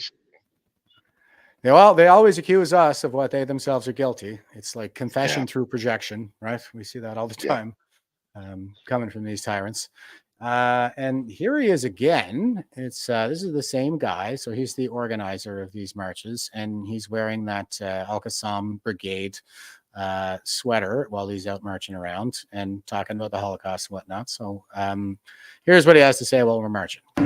Whether it's on the streets, whether it's at work, or whether it's in your place of worship, it could be at a synagogue, everyone will be held accountable when you stand for the oppressed. Join us, children. Join us for a little bit and head on back. Whether it's on the streets. Yeah. So there you go. What do you make of that, Dacey? Yeah, I've seen this guy in a lot of the videos coming out of Toronto. I'm just like, in Ottawa we have large things like this, but the temperature in Toronto seems like it is getting hotter pretty quick, and that this kind of thing is not going to be sustainable the way it is. Something's got to give there. It's getting more and more people, more bold and more extreme with the police. I just don't know how that's going to. I don't know how things are going to go. Doesn't seem to me that these groups either are bringing any more people into their cause. If anything, I've seen kind of a turning and a souring to it, and people kind of getting sick of this taking over everything. Yeah. Yeah, I think that's an astute observation as well. They don't seem to be generating a lot of new followers, I don't think. It kind of seems to be like just the same crew recycled over and over again. And I guess, what's your perception like compared to Toronto? How bad is it in Ottawa? Because it's really something we're seeing. I would say it's not as bad. I mean, we do have these large things, and I guess it would be different if there was, you know, more people around and more things to get to interact with. Like we got some pretty big, wide open streets and areas in Ottawa. We don't have the same type of congestion. We don't have as many factors, I don't think, at play. If the police tried to do something, I've yet to see the police try to really do anything here in Ottawa. And the one day that the thing was so large, there's no way that the entire Ottawa police force could have handled it. It was just too big. So we're dealing with, I guess, some different dynamics, but seems to be the temperature is a little lower here. But that could change on a dime. It could change depending on how police approach this going forward. And that massive demonstration that you guys had in Ottawa was the one where they were busing people in from the surrounding areas. And that was also the subject of the Andy Lee tweet thread that I mentioned, where she dove into the funding for these organizations, and it actually traces its way back to Hamas. So our tax dollars, because we fund Hamas through UNRWA. But yeah, it's going on all over the West. Here's a shot from the UK. Harry's Place is saying, incoming. Police have arrested Iranian and anti-Hamas activist Niak Gorbani again. His previous arrest was while holding an anti-Hamas banner, caused outrage. Metropolitan Police UK. What are you doing? So I showed a clip of this guy on a previous episode where he showed up at one of these demonstrations with a sign that said Hamas is a terrorist organization, which is a straight up factual statement. It's actually on our list of terrorist organizations in Canada and pretty much everywhere. So that's a factual statement. And this guy is getting arrested over in the UK.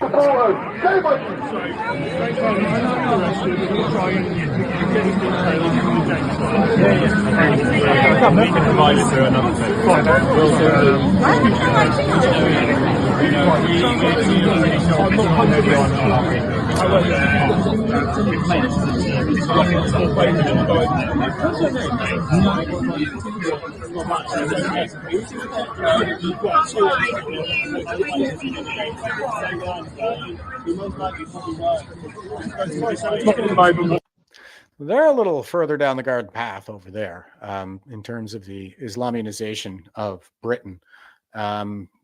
I don't know. I tend to think that I've been looking to Europe and the UK for a long time, since the 2015 migrant crisis anyway. And like, we better watch out because if we're not careful, that's where we're going to end up in a few years. They seem to be ahead of the curve on a few things. Like, you know, they were ahead of the curve too on some of this transgender, it happening, these clinics and whatnot, but they're also now getting farther down that, like, so now they have a pushback. They're banning some stuff. So they seem to be in a lot of ways ahead of us to some degree. I mean, there may be some things where we're pretty close, but you know, that's often the case too. If you look to the US, you can see a lot of trends a few years before they come to our major cities. They're happening all over the US. Similar thing maybe going on. That is, that is true. We do tend to borrow from both cultures. We're plugged right into the Americans, but I think we've been conditioned over the course of several decades to be like, oh, those Americans, poo-poo. You know, Europeans are more sophisticated and we're more like them. But as much as, well, I guess that's really more of a Laurentian elitist perspective. But I think that despite their best efforts, we're more like the Americans than ever, with a little kind of splash of some of the European culture. It's strange to see this craziness going on in England too, because you kind of think of, maybe that's just a skewed stereotype, but you kind of think to them as the sophisticated ones with you know, they're prim and proper and the logic and the law, and you know, our system is based off theirs. To see the kind of sideways way things have gone, and the people thrown in jail for, you know, you see people in jail for praying, people posting online, getting knocks at their doors, a lot of stuff I would have never thought possible in these places, but they're pretty far down that path. Oh yeah, big time. And speaking of being down that garden path, here is Radio Genoa, and they say Easter Sunday in London. So check this out.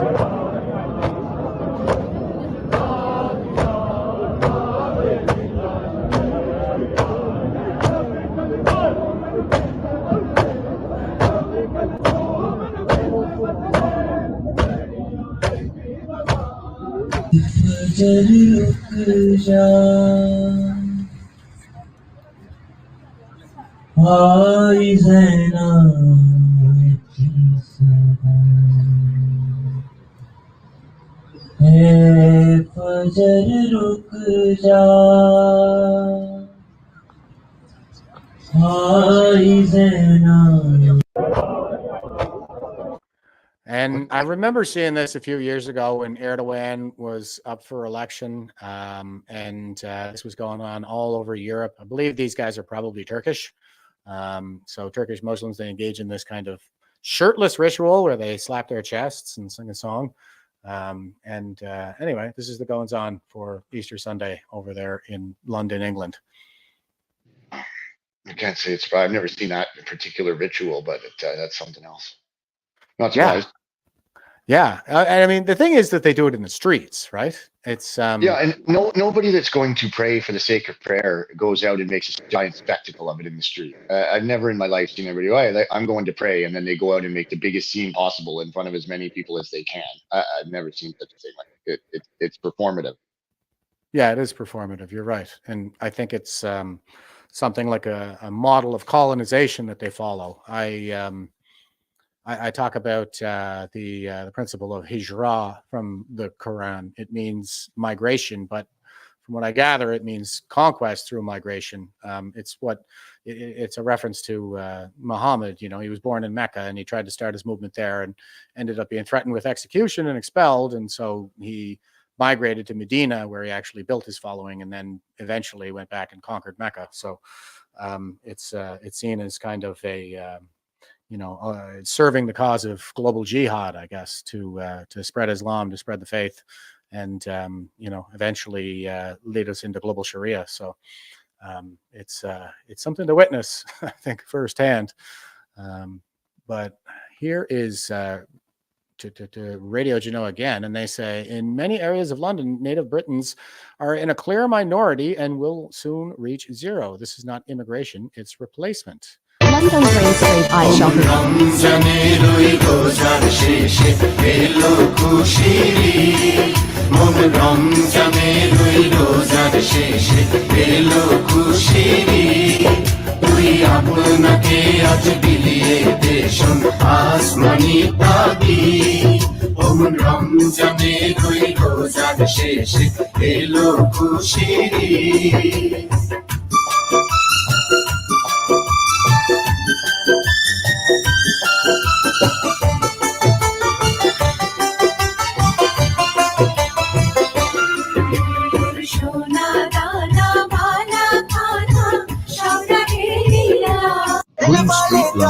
I don't think I spotted a single Indigenous Englishman in all of those crowds. How about I didn't see one. I didn't see one. Notice, I mean, the shops have other, non-English languages and I mean, foreign clothes and all kinds of stuff. And I mean, this is happening in Canadian cities too. There's some more so than others, but there's Canadian cities that are 60% at this point. New Canadians or from various areas, but I mean a lot of East Indian, but this is happening all over the place. I really noticed it for the first time, like personally, when I went to Wasaga Beach last summer. Oh yeah, and like 75% of the people I would say were non-white at the beach, and it was packed, maybe more, maybe 80%. And I mean, this has all happened within the span of no more than 9 years, with well, and I mean, we're seeing the numbers come in, right? Like, so in the first 9 months of this year, like, or not like 1 million people, 1 million. So that's less than a year. And at a population of 40 million, that is a massive percentage. Hey, Sammy, I'm just doing a show, buddy. Okay. Sorry about that. Yeah, no worries, brother. It's almost bedtime here. Oh, okay. I'll try to speak. Not mine. Okay. Good. You're going to stay with us. Yeah, you're a grown up. Here is somebody else, I think, who is kind of noticing the same things that we're noticing. And Ben Bankus is tweeting out, Islamic takeover. This video got taken down by Instagram today. Reshare, and reshare the fuck out of it. Okay. So here we go. I am excited for the Islamic takeover of our society. It might be better. Even just the events would be sick. Like, see a dude's head get chopped off. In 7th inning stretch at the Rogers Center. Just bring on a screaming woman. She cheated on her husband. Kill her. Jays are doing pretty good this year. I don't know what it is. Maybe it's the stonings and the beheadings. It would be good for woke, like it would end woke, the Islamic takeover, right? All those girls with blue and purple hair. It's like, cover that up. You need to cover that up. I am excited for the Islamic. Pretty based. He is. Yeah, he's not wrong.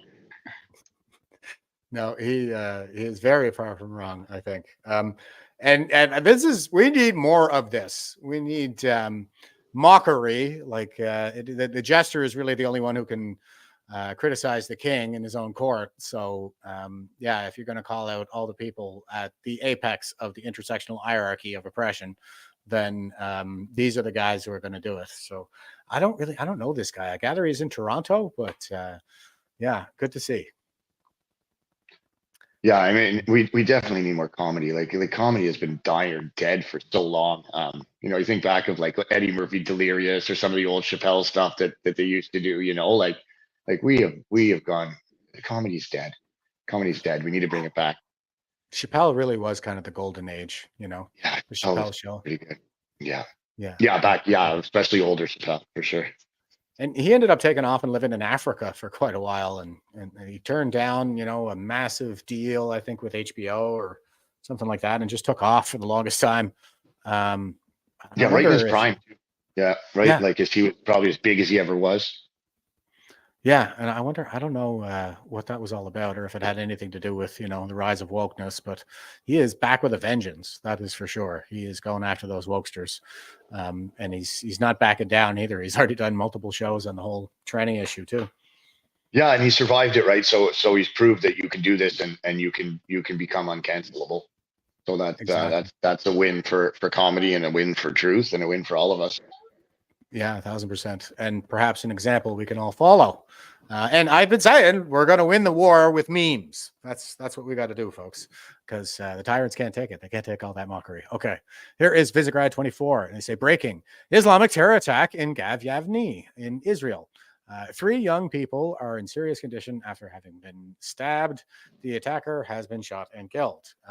So yeah, that's what's going on. קורה עוד משהו, כולם יוצאים לצד השני, יש עוד יריות בצד השני, אני מקווה שלא נכנסו לנו מחבלים לתוך גן יבנה, אני לא יודעת מה קורה פה. A shot from the street, more mayhem and chaos, as you know, we are wont to see in a lot of these situations. And here's Hadi Nasrallah, and this is, I believe this is Lebanon, because Israel has been bombing inside of Lebanon as well.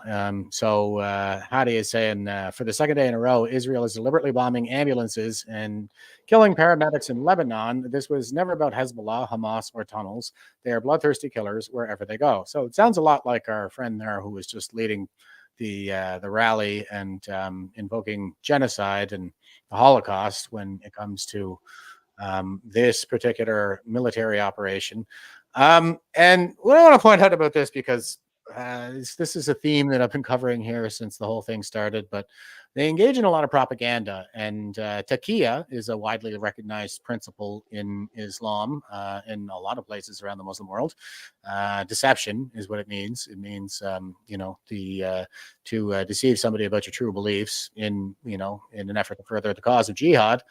And here is, I guess, it looks like a vehicle that's been blown up. You can't really tell what kind of a vehicle it is. The whole thing is kind of blown to bits. And then we have here on the floor in the back, it looks like there's some kind of a case, like a Pelican case in the back that's got these bags in it. We have this nice, pristine, clean helmet sitting upright over here just after this vehicle exploded, and this blue oxygen canister that somehow doesn't seem to have a scratch on the paint anywhere. And they're telling us is an ambulance, but I mean, calling me cynical, something tells me there's shenanigans afoot here. Yeah, we see lots of shenanigans coming out with information like this. You're thinking a big explosion and heat and everything, that oxygen tank probably wouldn't survive. But what do I know? What do I know about pressurized exploding containers? Honestly, like, yeah, it's a pressurized gas, for crying out loud. Yeah, highly flammable. Yeah.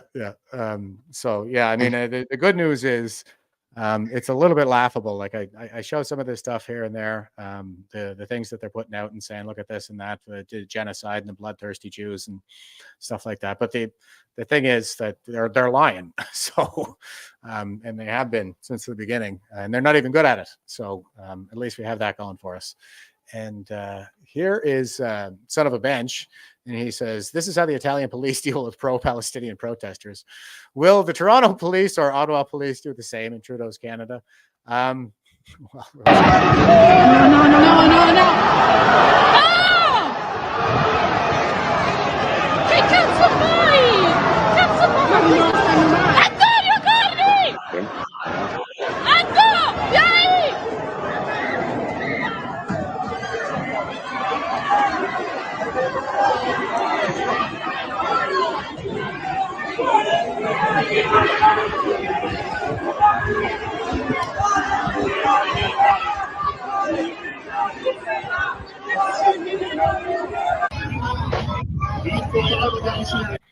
He's saying it's a Hamas protest. There's quite a mixture of people in there. Not a whole lot of kafiyas, but I don't know.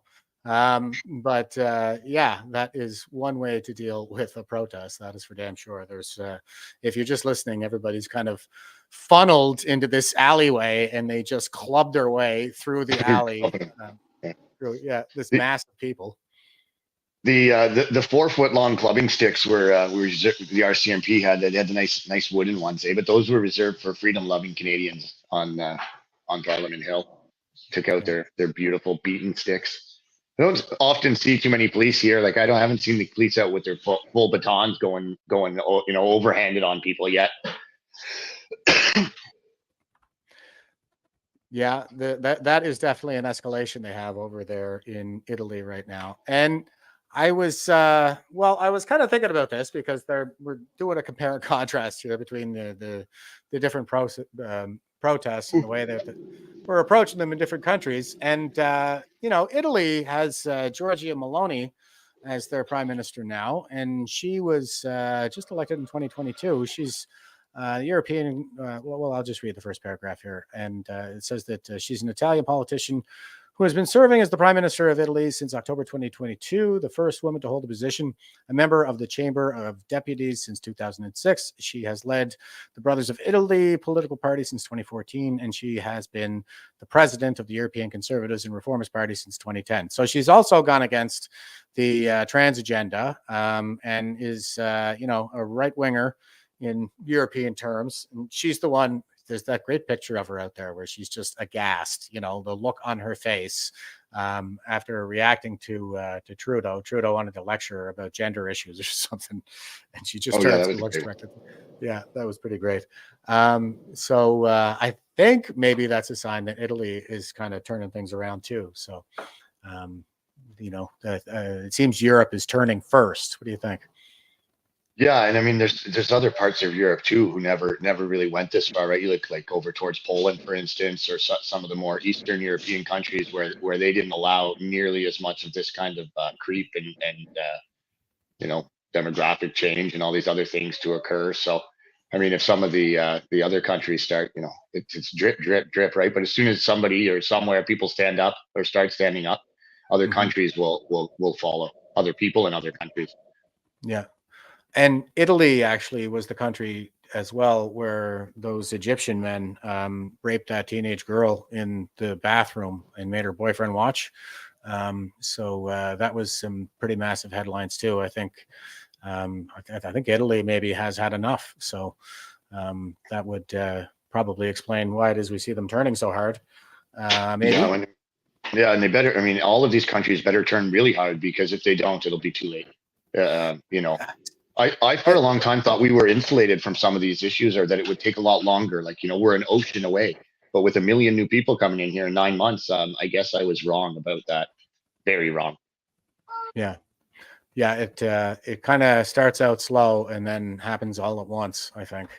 I mean, I don't know. It's like I see it coming. I see it's like a slow moving train wreck.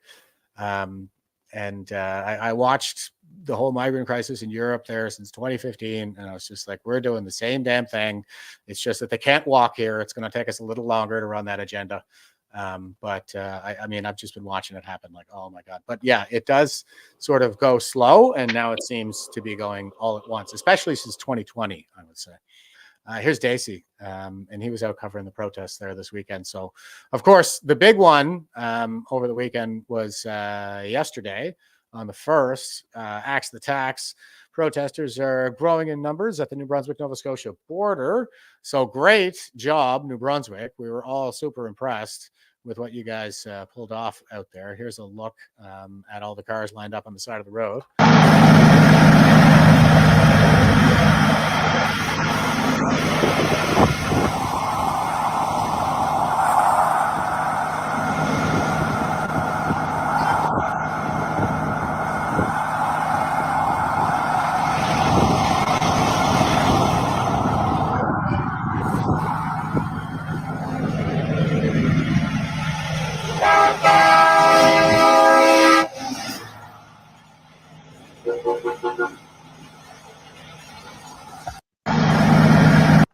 So yeah, that's pretty impressive, especially for Atlantic Canada, because we have a reputation for being pretty sleepy.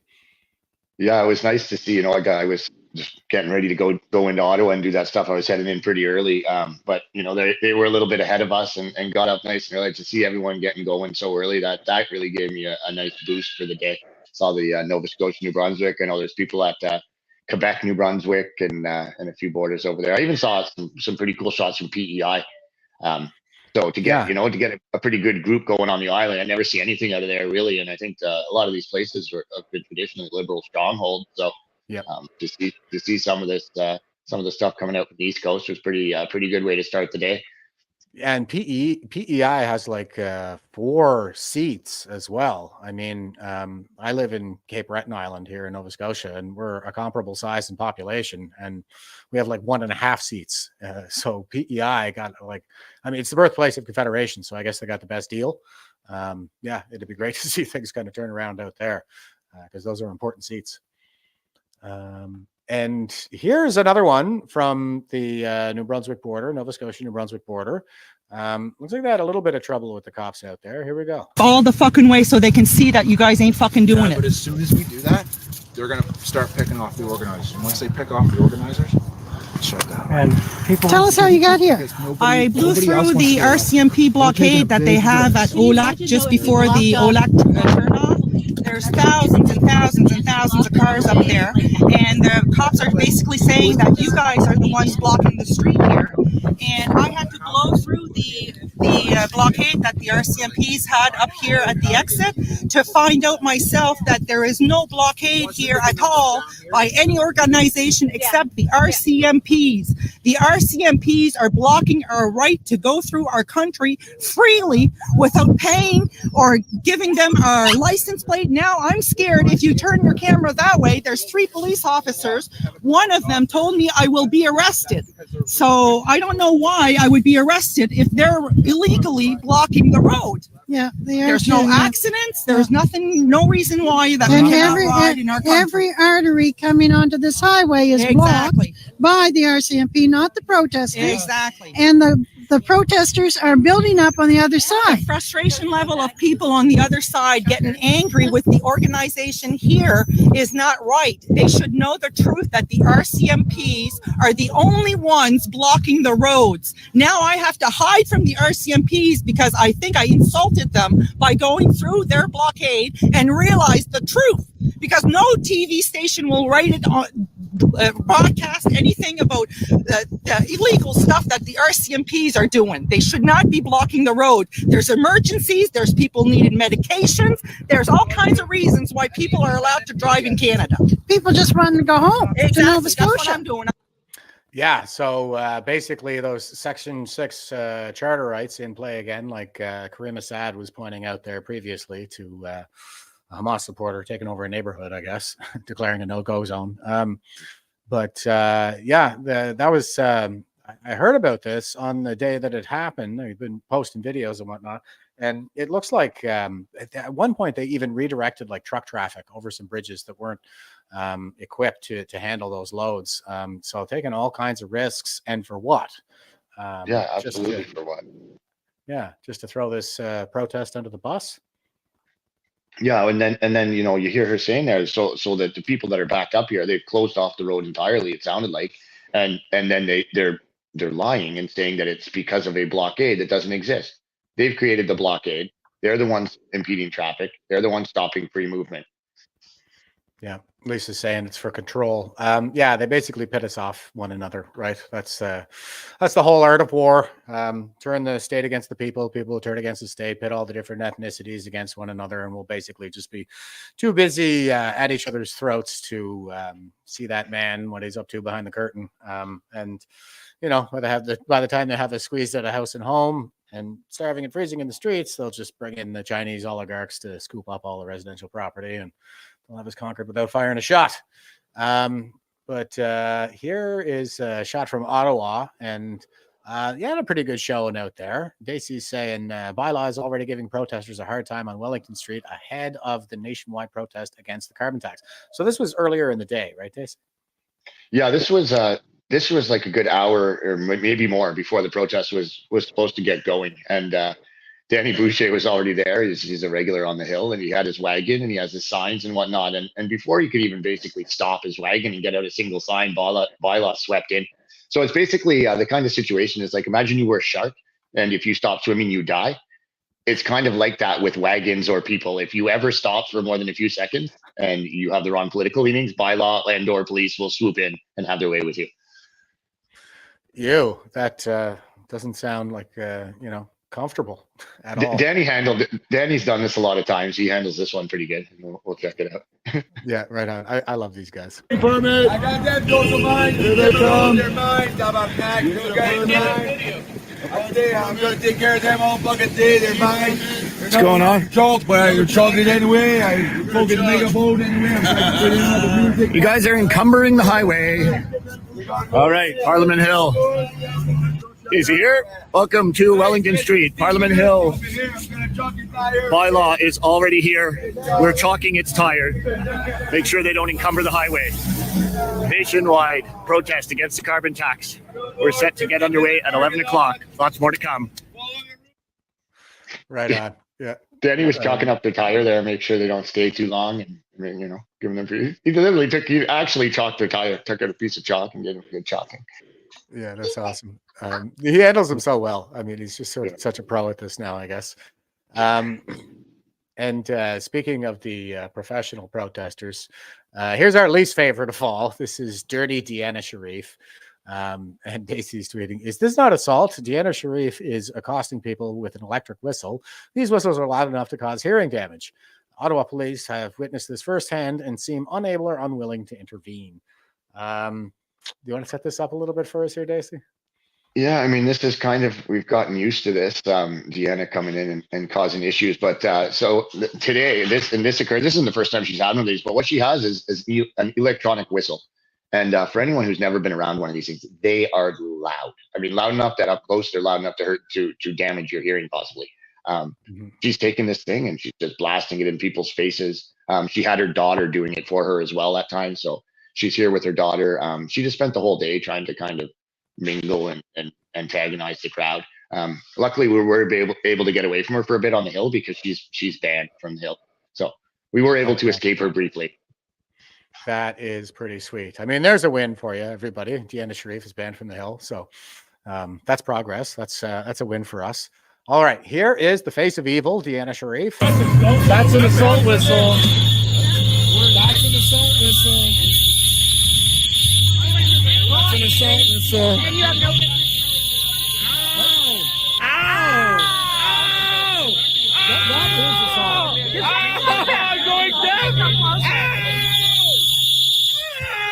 Okay, anyway, back to what I was saying. I'm being assaulted by a crazy Karen. So Deanna behind us is using assault whistles, blasting them in people's faces. I guess that's going to be allowed. Okay, are you kidding me here? Yes, it is. She has blasted that in our ears multiple times. No, I handed you my phone.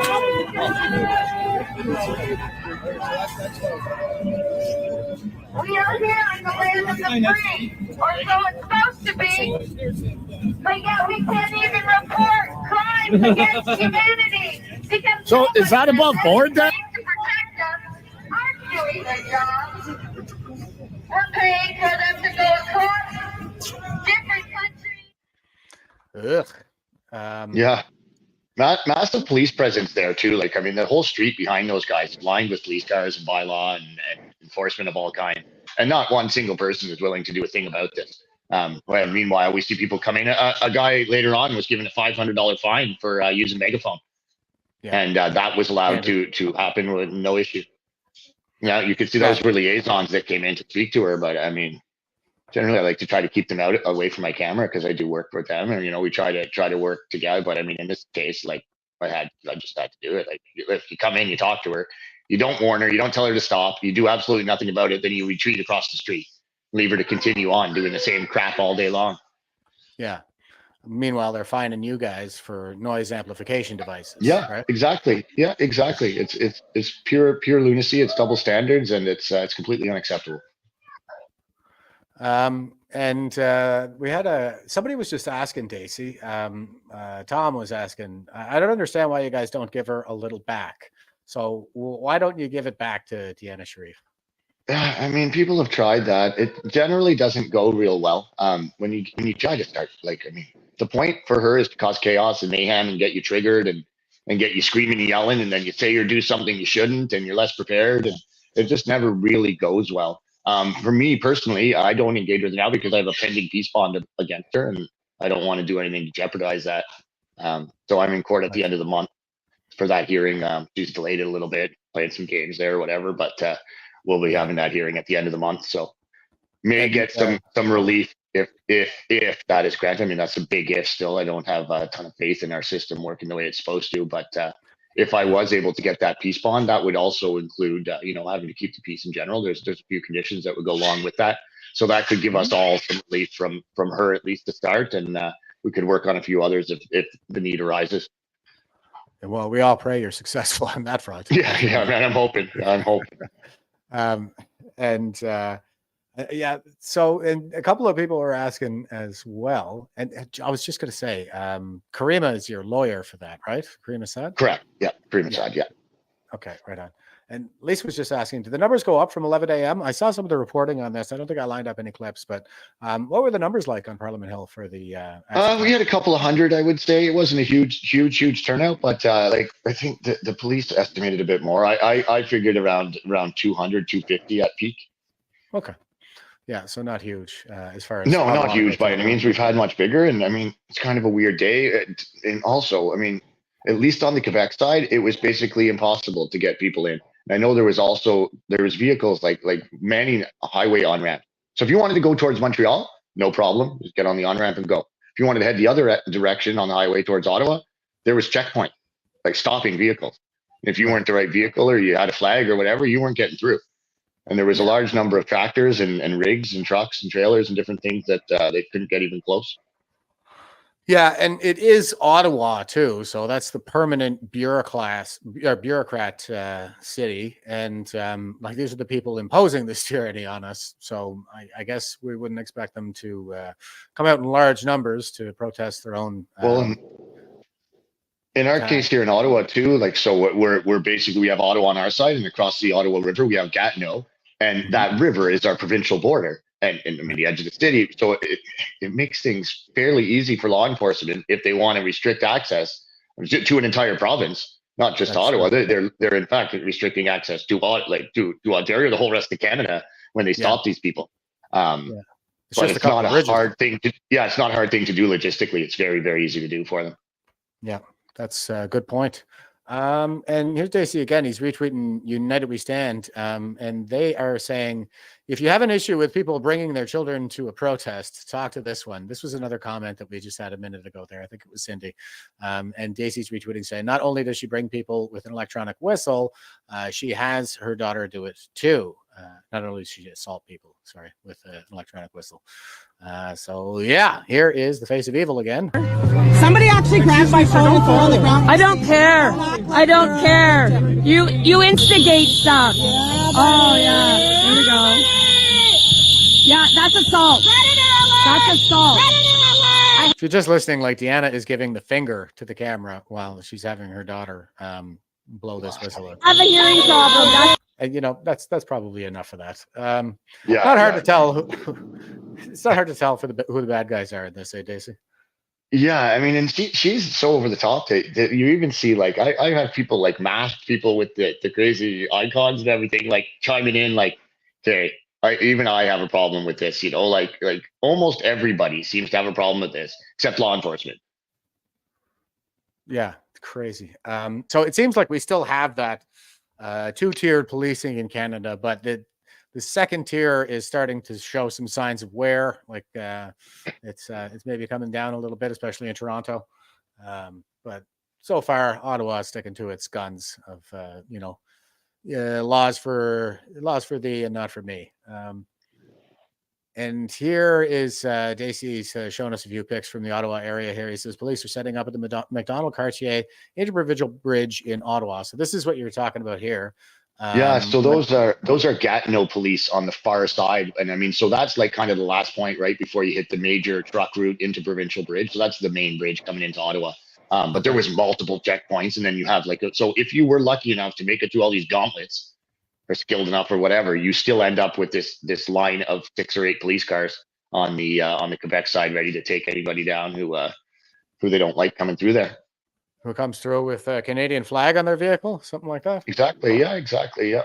And I mean, this is a truck route. So in theory, there should be no reason to stop anyone coming through here. Trucks are allowed on this route. It's the designated route for large vehicle traffic through downtown Ottawa. Yeah. I mean, I lived there for 7 years. This is a major route. It's a serious highway with, a really big, heavily traveled bridge on there. It goes right smack down into King Edward, like right into the market on the other side there. So it is piss poor design. Artery. Yeah, but it is the main artery, and that's where trucks come through all day, every day. So I mean, it's not unusual to have truck traffic or any other sort of traffic, but they were being very selective about the traffic they were allowing through yesterday on Monday. That's interesting. But you guys managed to pull off the mission regardless, in spite of them. And this is Dacey saying nationwide protest against the carbon tax, Ottawa, Ontario. Well, you go ahead and set it up first, brother. I mean, I won't read. Yeah, so this was pretty cool. We weren't really sure exactly if we were going to stay on the hill or have a march or whatnot, but we started getting word that a bunch of vehicles were stopped on the other side. And there was a much larger group than we ended up seeing, but we heard that, or knew that there was at least a couple of tractors and some rigs that were across the river. And we heard that there was actually quite a few more people that had been trying to get in.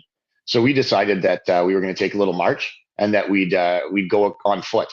So we took our whole crew and we went. We used the Alexandria Bridge. So this bridge is worked out perfectly, right? It's closed to traffic right now for construction, but it's open to pedestrians. So we walked up. We went through Major's Hill where the police vehicles, there's no vehicles allowed in there. Straight onto the bridge here. And all the way across into Quebec, where we did run into a tractor and a couple of trucks. Unfortunately, the people were gone, and it was just police over there, and these vehicles left on the side of the road. So we never ended up getting to connect with our friends, at least not in person. But we did make it across, and we did a nice march through Gatineau. With a little Gatineau police escort, and then we crossed back on another bridge, on the Portage Bridge, back into Ottawa. Oh yeah. Okay. But this was pretty cool, man. Like coming across the bridge, I looked behind me, and like I could see just people all behind me, people all in front of me. Pretty picturesque, cool old bridge. So this was a pretty awesome part of the day.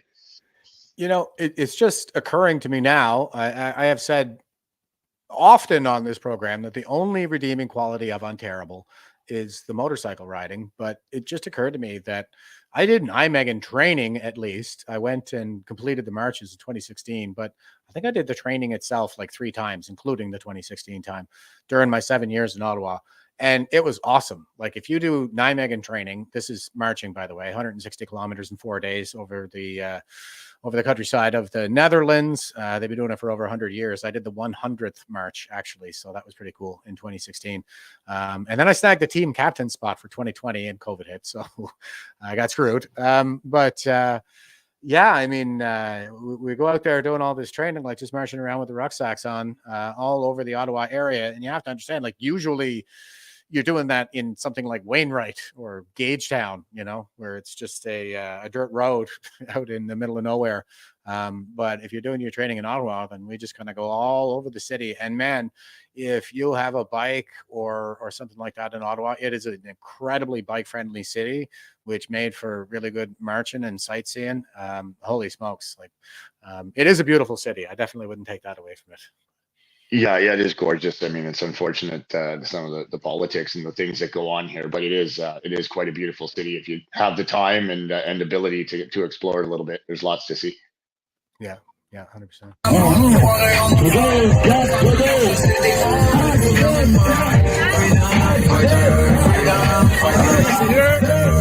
We are on the inter-provincial bridge moving from Ottawa to Quebec.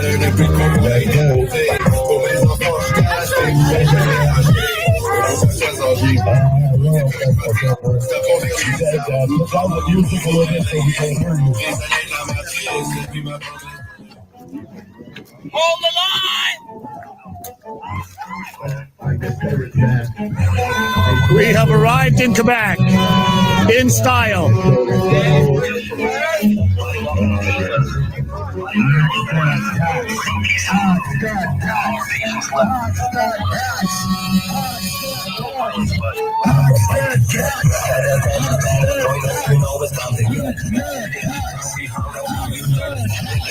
Tax the tax. Rebuilding. Hey, Dacey here. We are now in Quebec. We went on foot over the interprovincial bridge, and we have found some tractors and trucks. Oh, yeah. Our number's recorded, Dacey. That's cool.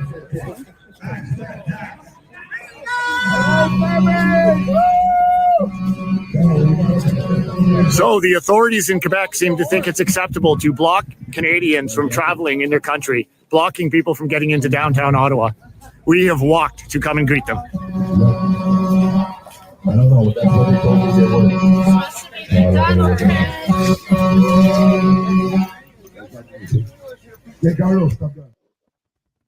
Pretty sweet, man. So there were those other protesters like trucks and tractors that were on the other side of the bridge and couldn't go to Ottawa? Yeah, exactly. They're the ones that got in the farthest. There was no drivers with those vehicles. I don't know where or what happened to those people. And I don't know what happened to their vehicles. Honestly, we weren't there long enough to find out. We were there for maybe half an hour before we moved on. And I did hear from quite a few people that there was like upwards of like 70 or 80, vehicles that were trying to get in and through, and they were being stopped at exits and threatened with I don't know exactly what I heard. I heard fines. I heard possible arrest, all kinds of different things, impounding vehicles. Take your insurance away, freeze your account. Yeah. I mean, there's any number of things and any number of ways they can mess with the person, and I don't think it necessarily needs to be lawful. Yeah, man, oh man. Sad state of affairs. But you guys you're making the most of it again. I think this is on the way back. This is on the Portage Bridge. Yeah. This is Portage Bridge. Yeah. It's one of those what are these, the Mill Street Pub or something like that? They're all over the place too. This is a good spot to grab a beer. That is nice. Yeah, that is an old mill, right? So in this, the Ottawa River there, and the EB Eddy facilities and dams are just off and behind this. Yeah.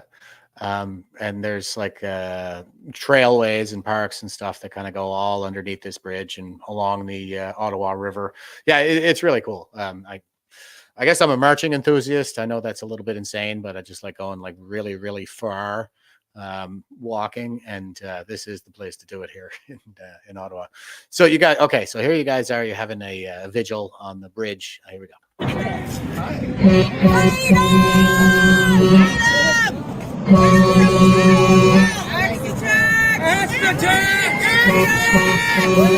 lot of people.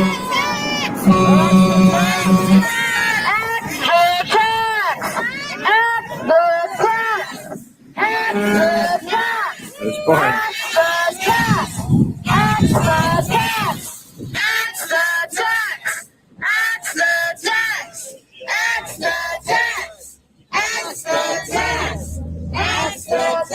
Extra tax. Come on to do extra tax. Sport. Extra sport.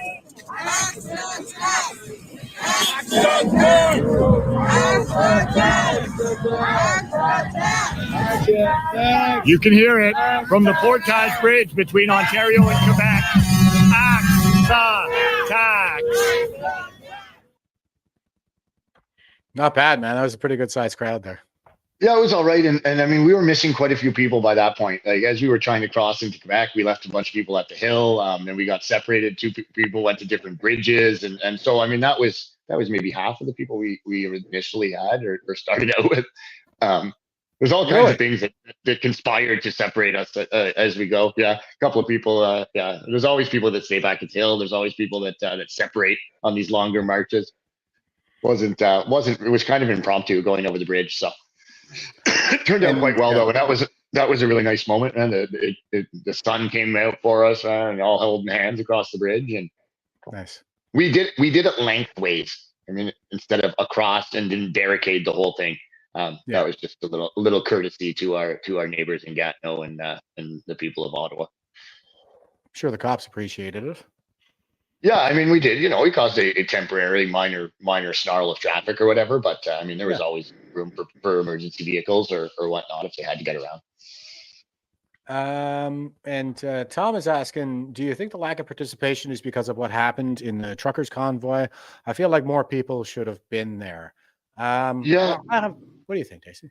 Well, I think some of it has to do with that. I think a lot of it has to do with things that have happened since. I mean, it's been anybody who's tried to come to Ottawa for one of these things, they're met with an overwhelming police presence, very intimidating. People, you know, police walking around with rifles. You get bearcats out sometimes, horses sometimes, and then they make it effectively impossible. If you're blocking every on-ramp to every highway that leads to Ottawa, it makes it very difficult for anyone that's not from Ottawa to get here. And you know, the people in Ottawa that have seen the things that go on here are very aware of what could happen. They attend some of these things, which is awful, but that's unfortunately the case. Yeah, and like you said, like Ottawa is an easy city for the police to shut down. And I guess if they just kind of keep engaging in these harassing tactics, then that'll be enough to deter a lot of people from showing up. A lot of people, you know, some people are a little more easily intimidated than others. Not trashing them or anything. And everybody's kind of got their tolerance for this. Yeah, and stuff, I mean the frustration of it, the time consumed, the added stress. Like, there's a lot of reasons where people would say, you know what, I've had enough. And you know, like, it's not like everything changes because people show up one day, right? Like, so I mean, I get that too. People, like, they're taking a risk, they're putting their time out. Like, I don't knock anyone really that doesn't come. There's lots of reasons that they might have for that. Would be nice to see people descend on the hill by the thousands. I would love it, but I do get that there's obstacles in the way. Yeah. And Charlene is saying, look what happened in Alberta today.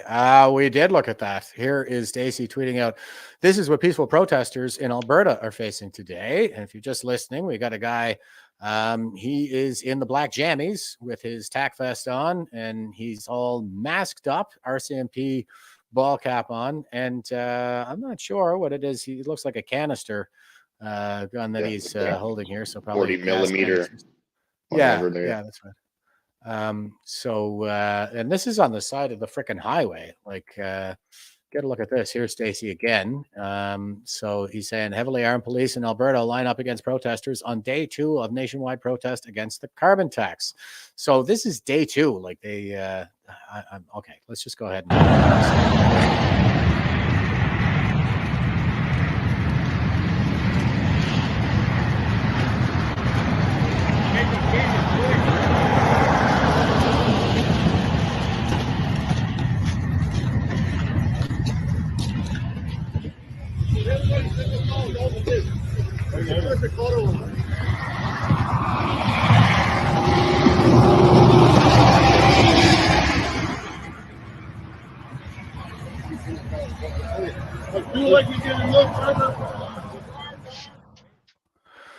Charlene is saying they all took their badge numbers off right in front of everyone filming.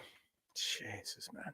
Yeah, I don't have video of them removing their badges, but I talked to quite a few people that were there, and that was the information I got from everyone that they were. Some superior came and told them to take it off. The odd person had a number on like one or two people, but for the most part, everybody was just blank. And they not only that, but they refused to talk to anyone. So no one was communicating with the police. Weren't communicating at all. I mean, I guess it's somewhat standard practice, perhaps, for the public order police to not engage.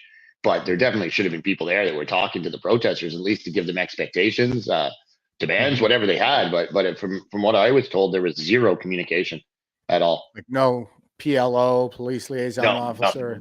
Nothing. These guys And these just showed up and for people wondering, these are RCMP in Alberta. So there's no provincial police force in Alberta.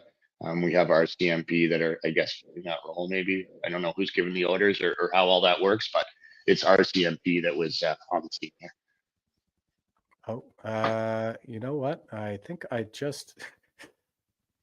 might have screwed something up there, so I'm going to apologize to somebody. I have a what do you call it? A spammer in the chat, sir, that I was just trying to block it. I think I just blocked the wrong person, so I need let's see if I can fix that. But the comments were scrolling up, and I hit yours instead. Whoops. So in this one, Powell Rita, she's got to go somewhere. Anyway, just ignore the spammer for some reason. Man, oh man, they seem impervious to my blocking.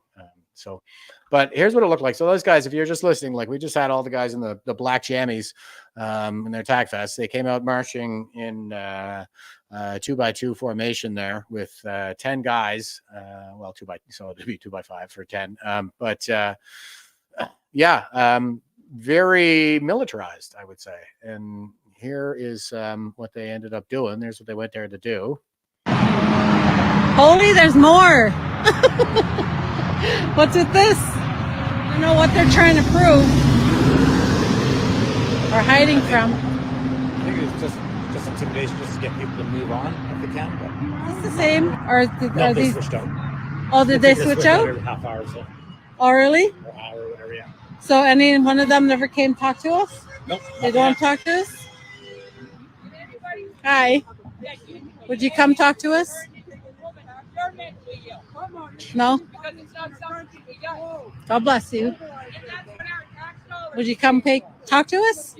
Nobody wants to talk to us, so we just want to know what you guys are, what you're planning on doing. No? No talking to me? Us? God bless you.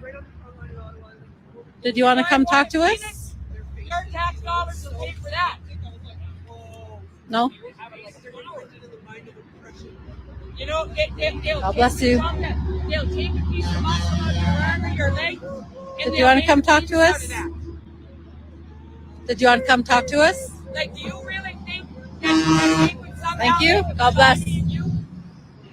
That's what our tax dollars are paid for. Did you want to come talk to us? That's why our taxes keep going up and up and up and up. Okay, can I get your name, please? And I want a penis. But our children starving to death, that's okay. Homeless people on the streets in Calgary with nothing to eat, nowhere to live, that's okay. But what those homeless people should all go and do is all go order up a sex change. Then come talk to us? That's exactly what. Because nobody knows what's going on. We'll get all the homeless people. Because you know what Well, happened? we to know the what's homeless going on. people when we went into Ottawa, they all disappeared. No? There wasn't a rape. Do you speak there English? wasn't a murder, and there wasn't an opioid death. No? The whole time the truckers were in Ottawa. Do you want to come talk to us? And what did they do? They pulled in $1 million. Do you want to come talk to us? Once the crime went down 90%. Then they hire $1 million worth of cops. Do you want to come talk to us? And you wonder why you got homeless people in your neighborhood. Instead of listening? That's why. No? We should put a few truckers in Ottawa and get this country up and running. Pure intimidation. Yeah, and I mean, she was incredibly respectful, polite. I mean, that's a very reasonable question. You're out here in riot gear with what are you doing? What would you talk to us? I don't think that's an unreasonable request.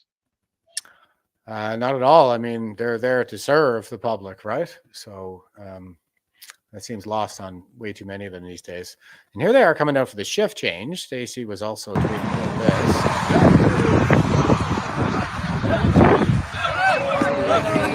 New staff coming through. Shift change. Left, left, left, right, left. Oh, we like the other crew better. The other guys are cooler than you.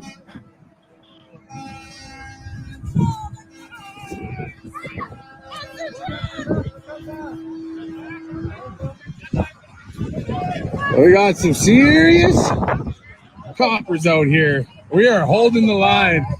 We are holding the line, guys. I'm just making a recording here, so I got this one on my phone. It's not alive, but I'll upload it. They got those rubber bullets in their guns there. Maybe beanbag guns, probably rubber bullets. Off the highway! Get off the highway, that's dangerous! George Billings, Freedom George. Yes. Left, left, left, right, left. We can't walk on the highway, you shouldn't be either.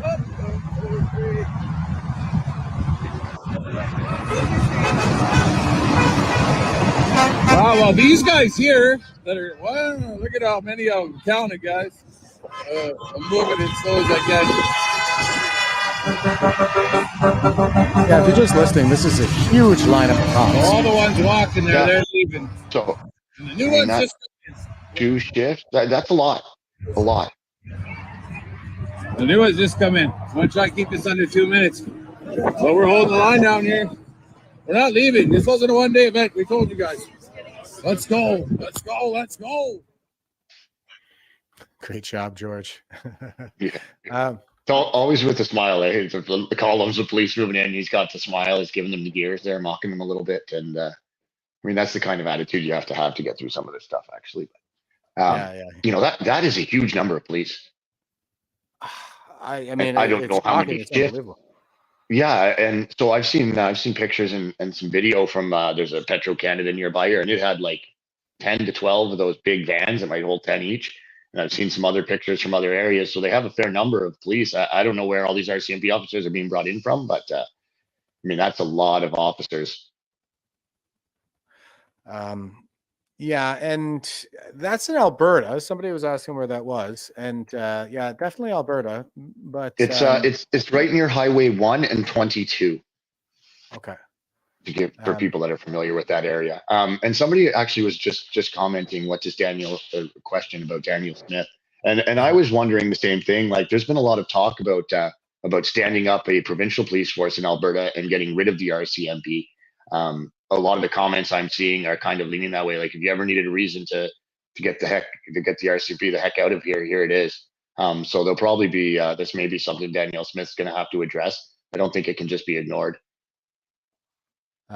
Yeah, I mean, I certainly would hope so. Anyway, I like Danielle Smith, but sometimes I find she's, she's a little too soft when it comes to dealing with the wokesters in particular. Yeah, and it would be interesting to know where the orders come from, right? Is this a provincial decision, and these people are acting on behalf of the province as the kind of provincial police of record, even though they're the RCMP, or the RCMP is a federal agency?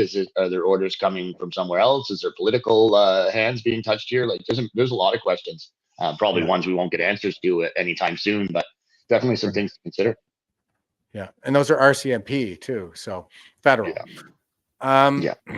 And Freedom Warriors. Federal, but they act as the OPP would in rural areas of Ontario. So I mean, there is kind of a strange overlap there. So that's where I have some questions, but.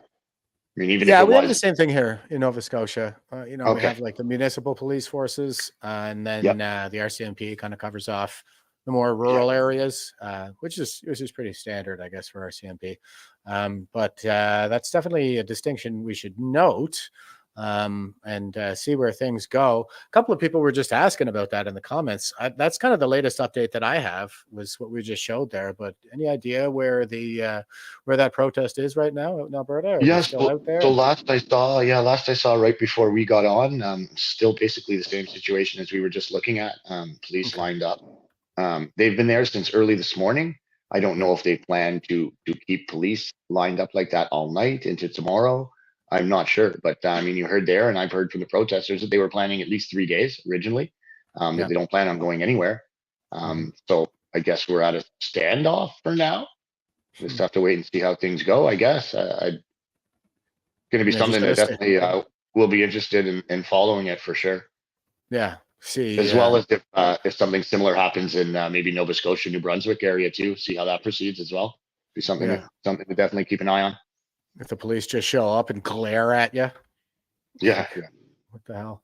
I know. I'd like to try to show those signs of hope out there, people. And the turnout in Ottawa, I think people are kind of saying is a little bit low for what we were expecting. But there are other factors there to consider. Like Dacey was saying, the cops are basically cutting off the city, and it's not hard to do there. And just the general state of aggressiveness coming from police forces around the Ottawa area too, I think is enough to keep a lot of people away. But here is a CTV News poll that they conducted here recently, and poll results: should the federal government scrap the carbon tax?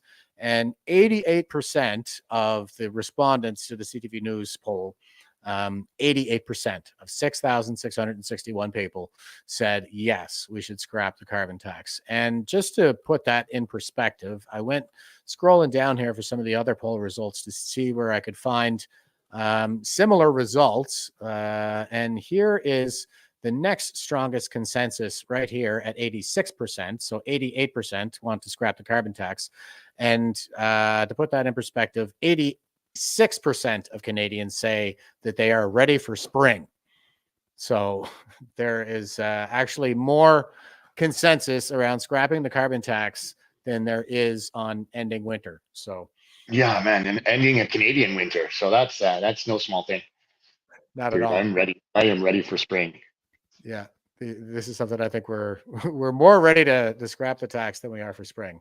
We're in our final false spring here, or false wind, whatever the heck it is. We're about to get a snowstorm, I hear, in Ottawa. So thought we were through it, but I may have been wrong. Same here. I saw some flurries out there today, and I was like, oh, I mean, we had the worst winter in 100 years out here in Cape Breton. You guys got that monster storm, and you got buried. 2 of them back to back. It was crazy. We got 100 in my neighborhood. I got 160 centimeters on one day, and then I think it was 80 on the next day, which was like 2 days after the first. So I was still digging out from the previous. We got dumped on again. And the other thing our government is doing to break us. Here is this lady here. This is Wall Street Silver. It's a big account, so good to see. But somebody did a TikTok, and here it is. How much groceries do you get for $68 where you live? Please tell me, because I want to show you how much I paid, how much food I got for what I paid. I can't even talk. 16 items, because I got one more of these to feed to my child in the car because we are shopping. How much do you think this costs? It's like 2 bananas and, small bottles of water and some strawberries. $68.09. 68 fucking dollars. What am I supposed to do? One more time, just so you can see how much food that is. Do I have to revert to a life of crime? Because this is absolutely... I've never thought about stealing food before today when I was in the grocery store. Like, I actually thought about stealing fucking food. Like, somebody come and help us. We are dying. This is not okay. That is the point. Claude, you were just asking, with polls like that, is it that the government is listening to the people? No, they're not. This is all by design. I think they're captured by the Chinese effectively. They're trying to do everything they can to hurt us. So Yeah, and Claude there in the comments. Shout out to Claude. He was one of the few people that went out to the McDonald Cartier Bridge, which was the initial, like at the very start of this, was where people were talking about being. I was planning my stuff on the hill, but there was a bit of miscommunication there, and Claude ended up out there by himself most of the time, holding things down at the big bridge that was blocked off by the police on the other side. And Patriot Smoothie made it out to see him for a bit, and ended up reconnecting with us. But sorry about that, Claude, for leaving you out there hanging. It's organized chaos out there. So sometimes. Nothing personal, I am certain. Here's the Ottawa Citizen, and they're saying soldiers had to rely on food donations because of lack of military support during Ottawa training. Isn't that great? So everybody is going hungry, and this is the Ignorance Times. Now, wait a second here. I had this all set up for a certain article, but it looks like I lost it or something, guys. Just bear with me. I'll see if I can fix it. Here we go. The headline is Exclusive National Active CAF members authorized to access MAID. So like I said, everything they can do to hurt us, to drive us toward MAID, to active duty. Yeah. Currently serving CAF members. Well, I mean, if they need MAID, I guess they probably aren't medically fit to be active. How does that work? Why are they trying to off our own soldiers, for that matter? Whatever weakens the West is true. Dude. Oh man, this is getting crazier and crazier by the day, by the minute. Yeah, and I think that's part of the strategy too, is to overwhelm us. So, got to stay frosty, I guess. And here we have the cuttlefish crime minister himself, Trudeau warning. CPAC is putting this out. Well, Spin Assassin is retweeting it. It says, "Oh God, just 1 billion, eh? Here we go. Socialized food." So CPAC is the CPAC tweet that he's putting out there says, quote, "We want all kids to have the best start in life, including the most vulnerable," close quote, says Prime Minister Justin Trudeau as he discusses the federal government's plan to invest $1 billion in the creation of a national school food program. They're burdening us so much that we can't afford to feed our kids, and now they're going to steal even more from us in order to feed our kids, just not during the summer months. Here he is, Trudeau warning everybody. Tomorrow, kids will be going back to school. Some of them won't have enough to eat. That impacts their health and their opportunities to learn and grow. And like we said last week, this year's upcoming budget will be all about fairness. Fairness for every generation. Anybody else noticing how not twitchy Chrystia Freakland is? Not of course. Yeah, I think she's taking a lot of deep breaths. Includes and starts with children and families. We all want kids to have the best start in life, including the most vulnerable. That's why we'll be investing $1 billion to create a national school food program that'll provide meals to 400,000 more kids every year beyond those served by existing programs. Oh, summertime.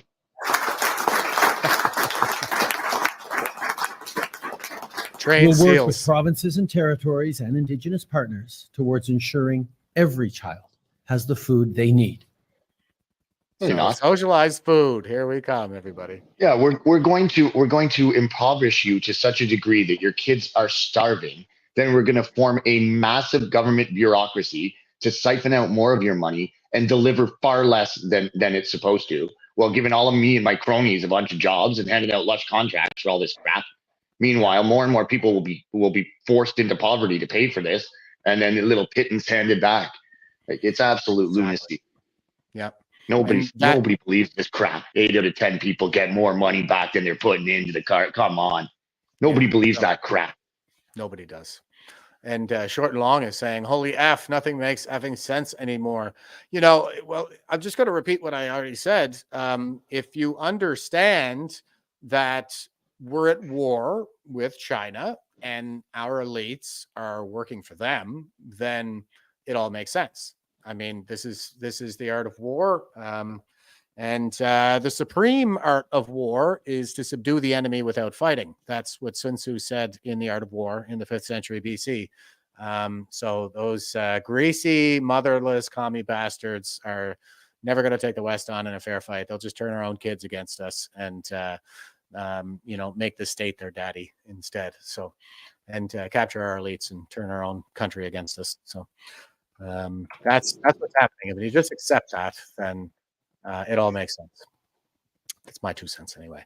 And if you want to maybe understand what it's like to be in this kind of a relationship with an abusive state, well, it's a bit like being in an abusive relationship. So just imagine that this poor bastard is Canada and his girlfriend in this clip is the Canadian government. Who has the best girlfriend ever? I do. Who just bought you all this stuff? She did. And all the stuff? My girl bought all of it, and I'm about to eat this, and then we're gonna chow on that after. So, happy Easter. Yeah. But we're not eating it all. Just know that. Because we gotta save some. Yeah. Budget cuts, Happy Easter. Save. So we're gonna scoff this stuff down. Because Boo deserved it. Even though we get in our arguments sometimes, I still love you, okay? I love you too. Yeah. I love you too, baby. Yeah, you better. So I just spent some money on you. Yeah. Oh God, that's hard to watch. I think that's what we're heading towards, though, bro. Yeah, that's painful. That's very painful. Somebody save that man, or what used to be a man. I know. I pray for that man. It's like the body be all like hunched over and emasculated and just being talked down to. Wonderful. Yeah, he is a shell of a man. I think at this point he has been hollowed out. But some people are saying, "Holy smokes!" Like all the bad news, and there's no hope. And I've been hearing a lot of that over the course of the last weekend. But the truth is, I see signs of things are turning all over the place, and I try to highlight those. Here's the latest poll, at least, if you think the polls matter. And it's Leisure Ontario subsample has a Conservative at nearly 50% in Ontario. And this is the highest the Conservatives have ever clocked in at in the province. So, with numbers like these, the Conservatives would pick up about 98 of Ontario's 122 seats. And that is the stronghold. It's Ontario, Quebec, the Laurentian elites, and they have the bloc over there in Quebec as well. And Atlantic Canada, like Nova Scotia, is going blue. No question about that, I don't think. Go ahead. Sorry, we could end up with one of these weird situations where we have the Bloc Québécois as the official opposition again.